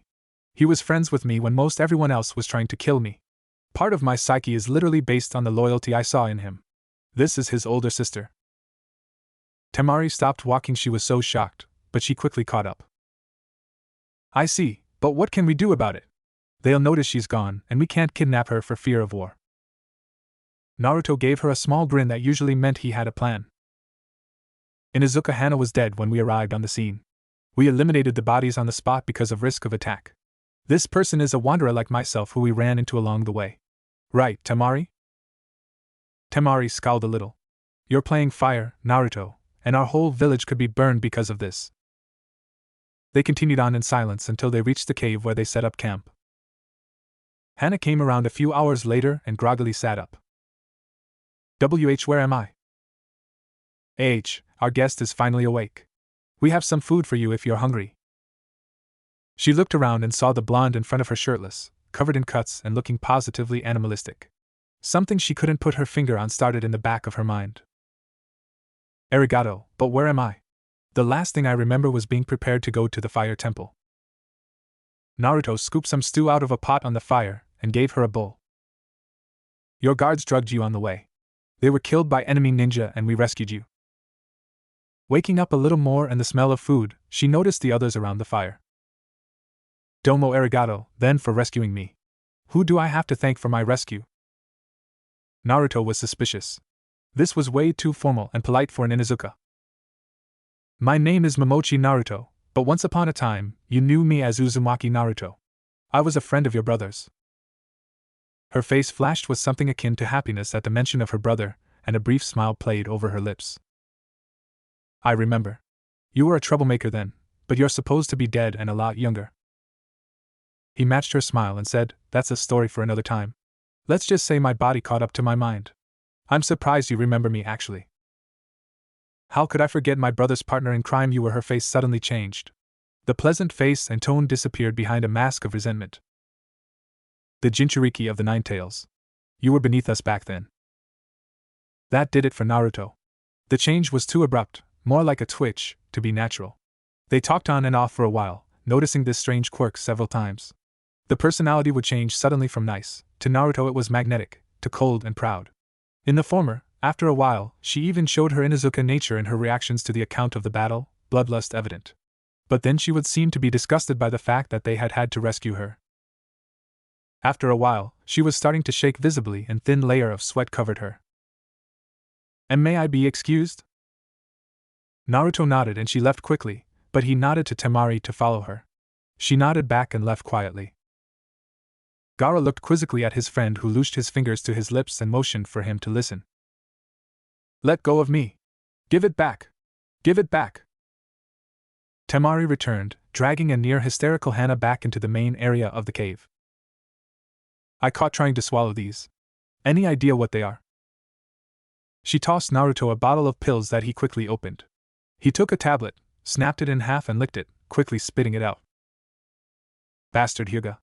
This is a special kind of drug used to help in brainwashing or controlling mentally ill patients. It's also highly addictive. Hana was starting to feel withdrawal. Hana was curled up on the ground in a fetal position, begging for the pills back. It disgusted Naruto to see it. He couldn't believe that the Hyuga had dared use it on the Inuzuka heiress. Naruto walked over to the supplies and made a pallet for Hana and got her to lay down on it and spoke calmly to her. Sure, it's okay. I'm here to help you. You know me. I won't hurt you. It's going to feel bad for a while, but it'll get better. She was still shaking, but she had stopped yelling for the drugs. For some reason, it hurt to watch her like that. He felt like he would do anything to stop her feeling that pain.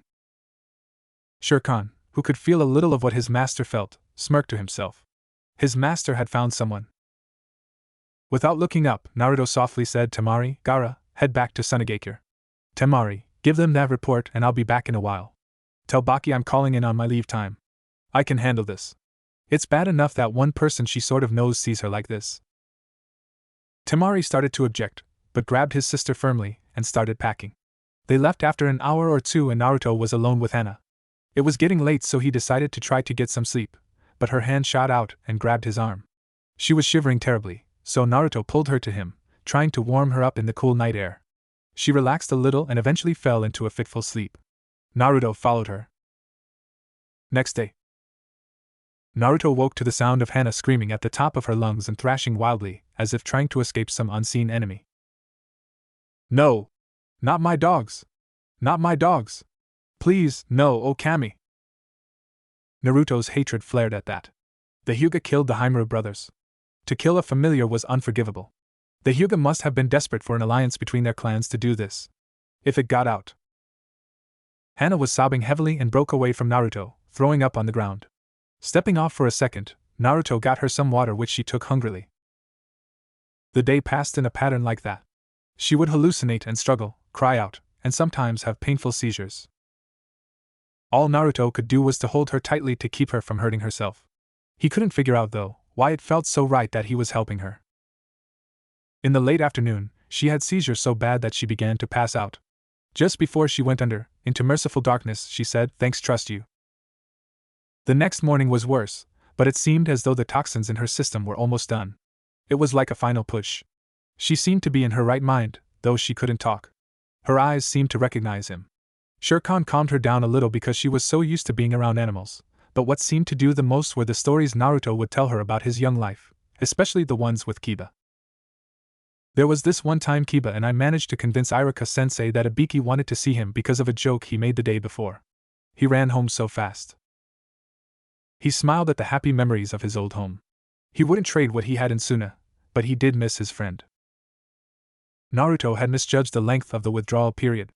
Apparently it had been a long engagement, and there was a lot of junk in her system. It was torture for both of them. Hana was crying out in pain and anguish while Naruto had to watch as this beautiful woman suffered. He just placed her head in his lap and stroked her, helping her through the pain. Eventually he ran out of happy stories and just talked about his life. His voice seemed to help a little. He figured that she couldn't understand it all, so he just told her everything. His hopes and dreams as a kid. His betrayal at the hands of his sensei. The joy he felt when he found a father in Zabuza.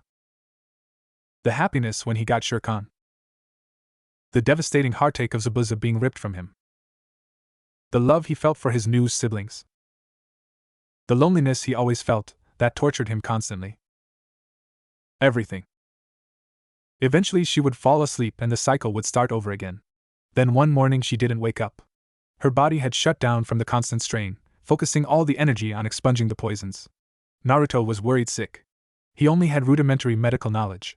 It was better than most regular ninja, because there weren't many medic noobnin, but he had almost no experience with withdrawal. He almost cried when she woke up 2 days later. She was incredibly weak, but she opened her eyes slowly, raised her arm and gently touched his cheek. "Thank you? Saved me." Her voice was dry and cracked, but it's such a relief to hear her speaking. When someone helps another person out through a hard time or struggle, a bond forms. You know you can rely on that person. You have invested emotionally in them and they become more important. Her recovery was slow. It was almost full day before she could talk close to normally again, but she worked at it with an Inuzuka's tenacity. Naruto cheered her on, every step of the way well, in his own way. He wasn't so much into cheering anymore. In the meantime, she enjoyed being able to talk with Naruto. He was such an odd combination of gruff, kind, closed off, and vulnerable. And his past, she felt like she'd known him her whole life. He'd gotten the poison out of her. She wanted to do the same for him. In the weeks she was recovering, she never mentioned what he told her. Naruto assumed she never heard him. She had heard, but she wanted to return the favor. Hana spent hours talking about her life until then. She went on about her little brother and life as an Inuzuka. Naruto seemed to take joy from hearing about families that really loved each other. She talked about her training as a medic/veterinarian and her relationship with her familiars, the Haimura brothers. That was when Naruto started asking questions. What happened, Hana? It was vague, but they both knew what it meant. She went quiet for a while, composing herself. You've been away from Konoha a long time, Naruto. A lot has changed. The third Hokage was killed by Orochimaru and a man named Danzo took over. He was harsh and pushed the shinobi, but we got stronger and he led us well, but then something changed. We stopped seeing Danzo in public. It was like he vanished, but someone was still making decisions. Whatever happened, the leader made an alliance with the Hyuga. They practically run the village. They also decided that an alliance with the Inuzuka would be profitable. You know what they did after that. The drugs, killing my dogs, they wanted to control, but you saved me. He blushed slightly and looked away. It was the right thing to do. But most people wouldn't have done because they're scared of the Hyuga. He chuckled and said, the Hyuga are dangerous, yes, but they are so arrogant they would never dream of someone lying to them. Why didn't you just run away at the start? Something seemed to snap in back of her mind. Her eyes widened and she sat straight up, which was still painful. They have Kiba. They locked up Kiba and said they'd kill him if I ran. Oh, Kami. Naruto scooted over and wrapped his arm around her. Hey, as soon as you're better, we'll go bust him out. She was practically in tears. The detox had left her emotions uncontrollable. But they'll catch you. You can't do it. He didn't know why she was so worried he'd be caught or why she was blushing when she said it, but he smiled and patted her shoulder. Are you forgetting who I am? I painted the Hokage monument in broad daylight while wearing a bright orange jumpsuit. I've gotten better. We can do it. She paused, then relaxed against him. I believe you, Naruto-kun. Exhausted from the excitement, she was out like a light. Next day.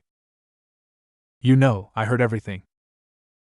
Naruto said, understanding instantly what she was talking about and secretly worrying she'd be upset with him for dumping on her like that or worse, pity him. Your stories about your life. Thanks for telling me.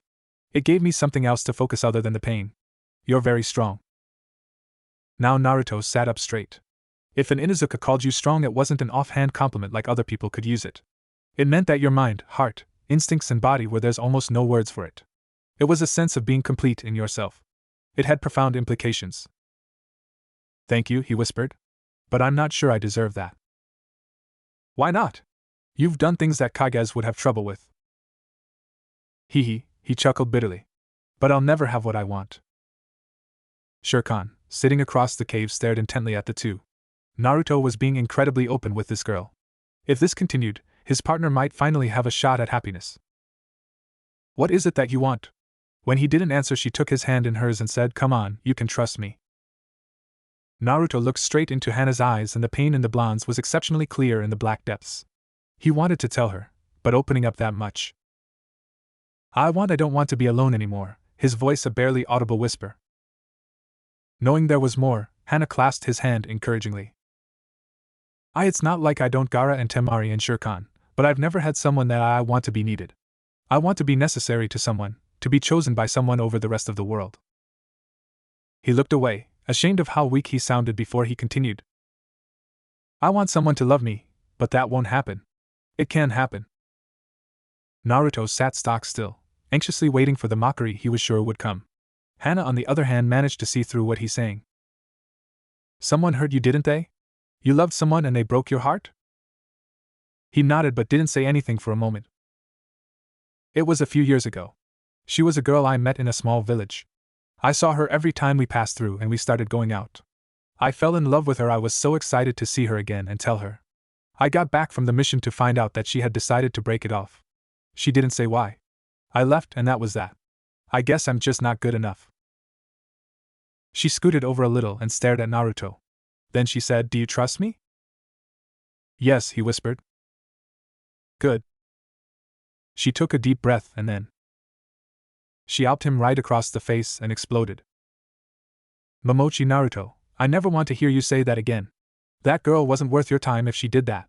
You are definitely good enough.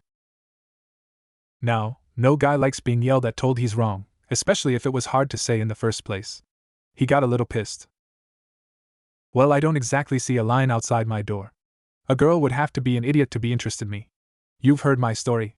I'm damaged goods. Then she got right up in his face. Are you calling me an idiot, Momochi? No, wait, what? She leaned in and kissed him firmly on the mouth and pulled away quickly, leaving Naruto in a daze. When we get back to Suna, and I am coming with you, you are going to take me on a date. Got it? He nodded. Good, she said, sounding tired now that the rush of energy was gone. I am going to take a nap. Go get some water, we're running low. He just nodded dazedly and walked out of the cave thinking what the hell just happened. Shere Khan chuckled inside the cave. He liked this girl. Just what the doctor ordered. Place unknown. Darkness. It was everywhere. Inescapable. Pervading everything. With no sight, sound is magnified, almost painting a picture for the mind's eye. Smells add the color to the sketch and hearing, the details. It was driving him insane. I need to escape. I swear, whoever rescues me, I will serve you to my dying breath. Free me from this hell. Hana slowly opened her eyes, blinking away the sleep and the brightness of the morning sun. She stood up and stretched before heading over to the fire for breakfast. There was just one problem. No fire. She huffed slightly in annoyance. She was by no means a girly girl who needed someone to make the fire for her, but Naruto always did it, and being pampered was nice. Naruto. He's not here. He went to go get some intel. Her attention went to the large black fur ball who looked like he was still sleeping. You look tired. What's got you so exhausted? With something akin to a groan, Shere Khan rolled over to face and looked her lazily in the eye. Naruto didn't come back last night, so I went to look for him.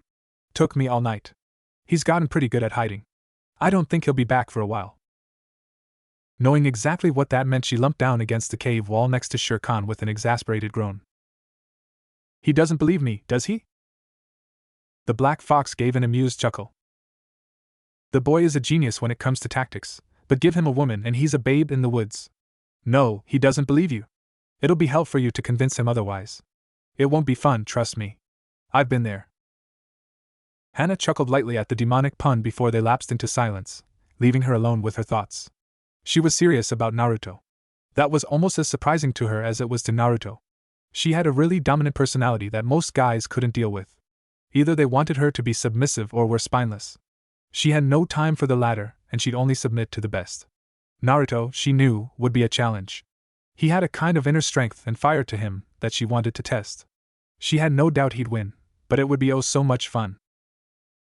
What also got her was how comfortable she was with him. She was generally uneasy around men because she didn't have much experience with them. Her mom had scared off her dad at a young age, so Kiba was it. She loved her kid brother, but he just that, a kid. Somehow, though, she just knew she could trust Naruto. He was dangerous, that was certain, but unless you hurt someone he cared about, you would be safe. He kept his loved ones safe. He made sure of that.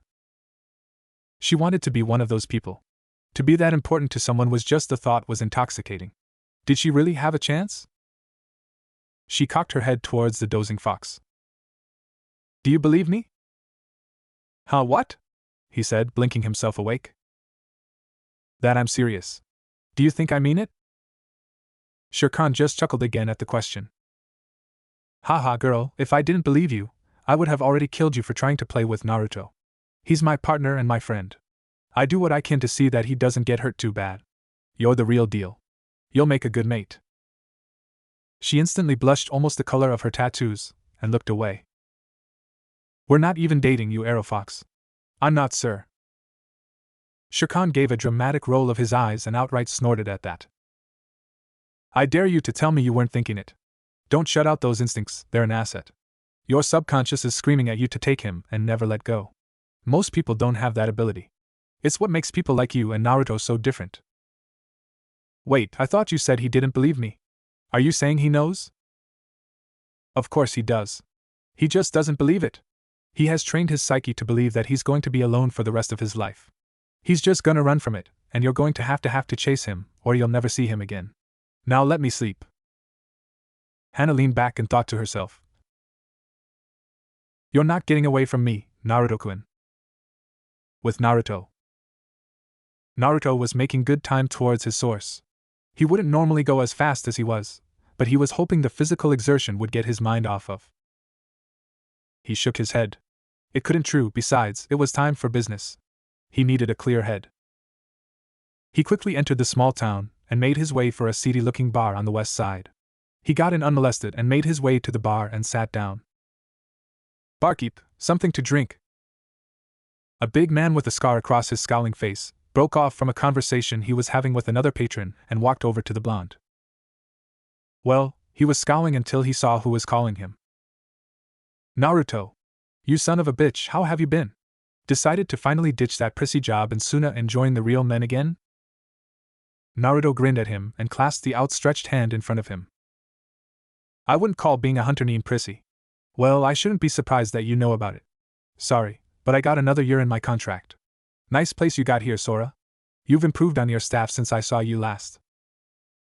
Sora threw his hands up, feigning innocence. I don't know what you mean, pal. I'm just a barkeep. What employees would I have? Naruto snorted and replied without looking up.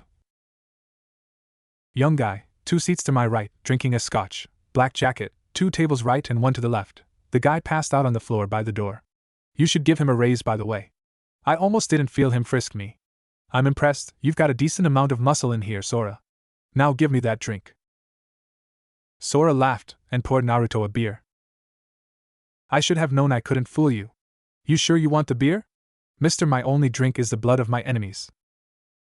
I got some stuff on my mind, he said, tipping his glass to his friend. He took a long draught and sighed contentedly and looked up to see Sora with an expectant expression on his face. He quirked an eyebrow at him. What? Smiling lightly, Sora leaned against the bar. You and I both know you didn't come all the way out here for a social call. What do you need? What, I can't say hello to old friends. A hard look. Fine, I need to call in a solid. If someone were looking for a friend who had vanished in Konoha, where would he look? Instantly Sora was all business. Well, that depends on the kind of company he keeps. Any preferences? This was how the game was played. He would be a troublemaker, like a good scrap. But more who he doesn't like would be more important. And who wouldn't this person like? He's not too fond of white eyes and they aren't fond of him. The barkeep's eyes shot up before he adopted a serious expression. Does this person have a name? Naruto froze. Up until this point, it was technically all hypothetical. He could leave with no repercussions. He shook his head slightly. This was Sora. He could trust him. That's why he came. Inuzuka Kiba. Sora nodded in understanding. He knew about the engagement. Are you sure you want this information? 'Cause, as soon as you mess with the Hyuga, they're gonna mess with you. You better be damn sure before you pull some crazy stunt. Naruto fell silent before taking a swig of beer and answering. It's something I need to do. Can you help or not? Naruto heard his friend take a deep breath and place a hand on his shoulder. If you're sure, yeah, I can help. Give me 24 hours and I'll have everything you need to know. Naruto finished off his beer, slammed it down on the bar and stood up, slapping Sora on the back. I'll see you in 24 hours then. It was good talking to you. Sora chuckled and wrapped the shinobi in a bear hug. Anytime, my friend, but we're even after this. Don't care how many times you've saved my butt, this is a big favor. Naruto nodded and walked out of the bar with a wave. Sora shook his head at his client's foolishness. Only idiots messed with the Hyuga. Oh well, not his problem. He started cleaning Naruto's glass before his head shot up. Naruto, you son of a, get back here and pay for this beer.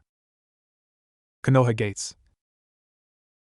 A sense of nostalgia washed over the former Jinchuriki as he approached the gates of his old home. It was the first time he'd been back since he was 12. He wasn't too keen on going back, but he needed to know what he was up against. At least no one was looking for him. They all thought he was dead. Halt, state your name and reason for your visit. Well, the gate guards had gotten better. Momochi Naruto, reporting to the Hokage on a joint mission between the forces of Konoha and Suna. The guard looked down at his checklist. That mission is supposed to still be ongoing. Why are you here? He was definitely suspicious. That is information only for the Hokage. The guard snorted. No one sees Hokage-sama. You'll go to the director of the mission's office. It's on the bottom floor of the old Hokage Tower. Giving a slight bow, Naruto thanked the man and made his way towards the mission's office. As he walked through the city, he couldn't help but notice how different everything was. The streets were incredibly clean and none of the old abandoned buildings were left. It looked great, but there seemed to be something off. There were no people. That was it. There were almost no people in the streets. There were no children playing and laughing, no people shopping from the vendors, heck, there weren't any vendors. It was ghost town almost. There was something else too. It looked like all the side streets to the west side of town were closed off. It was strange. Something wasn't right. He shrugged it off and made his way to the Hokage Tower and entered the door marked Mission's Office. The area inside was exquisitely decorated in traditional Japanese decorations that seemed more suited to a mansion than a place shinobi got jobs from. Excuse me, Shinobi-san, can I help you? At the end of the room was a secretary behind a desk. He walked over. Arigato, yes, my name is Momochi Naruto. I need to give a mission report on a joint operation between Suna and Konoha. Is the director available? She smiled brightly at him in that way only paid secretaries can. Of course, please give me a moment. She pressed the buzzer on her desk. Director, a Momochi Naruto is here to deliver a mission report. There was a pause and then a cool, aristocratic voice answered. Send him in. The megawatt grin returned. The director will see you now. Desperate to get away from the creepy secretary, Naruto bowed and headed on in. The actual office much the same as the waiting area, lavish and over-the-top formality. Come in, Momochi-san, and deliver your report. Of course, Hyuga-san. It was all Naruto could do to keep his composure. Something primal wanted him to lash out at this man with white eyes. They had hurt Hana. The hypocrisy of his doubt of her, and his concern didn't even register.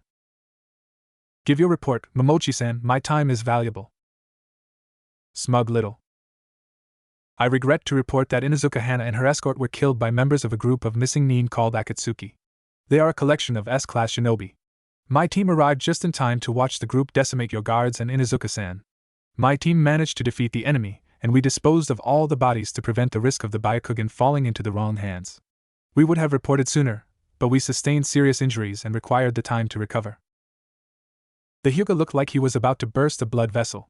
The intendant of the heir was dead, an elite Hyuga guard squad was killed, and this boy claimed that his team defeated the enemy where the Hyuga had failed. Unbelievable. Momochi-san, I find it hard to believe that a three-man cell succeeded where an entire guard squad of Hyuga failed. Naruto allowed himself a proud smirk. Outclassing Hyuga was fun. Hyuga-san, I assure that I am telling the truth. Perhaps if you knew my alias you would not doubt me. Some call me Makai no Yaju and one of my team members is Onakasuken, Onyx Blade. Does that help? Swallowing the bile in his throat, the Hyuga slumped back into his chair. He couldn't even blame Suna for their failure because they sent the best. It didn't help that they had ignored Suna's advice to wait for the escort. Very well, domo arigato for giving me the report in person. Are you returning to Suna immediately? No, I haven't been to Konoha in quite some time. I intend to take in the sights. If I may? Of course, thank you again, Momochi-san. Naruto left the room quickly, leaving a very disconcerted bureaucrat in his wake. Anbu-san, follow him. I don't trust him. Hi. With Naruto. Naruto hadn't walked 100 feet down the street when he sensed someone following. It was one of the things he loved so much about tapping into his animal instincts. Anbu-san, if you're going to come, at least be useful and answer some questions for me? In a flash, a woman in ANB uniform with long purple hair was walking beside him. Despite her seemingly collected composure, Naruto could sense her surprise at being found out. How did you know I was following you? Chuckling at her curiosity, Naruto pulled out a kunai and started playing with it. Now, I won't have a conversation through a mask. Take the damn thing off, it can't be comfortable. She was watching with interest as he tossed the kunai into the air and managed to have it land tip down on the end of his finger. It was pretty impressive. I am not allowed to remove my mask while on. Suddenly she felt air blowing on her face and her widened in shock as she realized she wasn't wearing her mask anymore. She looked frantically for it before noticing it fastened tightly to her belt. Though slightly annoyed at the blonde stranger, she gave a look of grudging respect. He had managed to remove her mask and place it correctly on her belt without her seeing. How he did it was still a question. As if reading her mind, he pulled out his kunai again. I knew you'd be able to follow my movements if I just tried to take off your mask. You're wearing a non-regulation katana, which tells me you're a sword expert. You're used to fast blows. So, I distracted you for an instant with this little guy here and used my other hand to unfasten the mask. You're a sword user, so you pay more attention to blades. It was a simple trick, he said with a shrug. His speed must be something else, she thought. You're pretty good, Momochi-san. You seem to know something of sword users. He snorted as he put the kunai away again. You pick up a few things when your master is Momochi Zabuza. Interest gleamed in her eyes. You studied under Momochi Zabuza? How? He died 3 years ago, just a bit before the invasion. He had an apprentice then, but well, if the reports are accurate, you're not androgynous to be him. A somewhat wistful expression fell over his features as if remembering some fond memory. Yeah, that was Haku. For the short time I knew him, he was a friend. He shook his head as if clearing his mind. Zabuza didn't die 3 years ago. He survived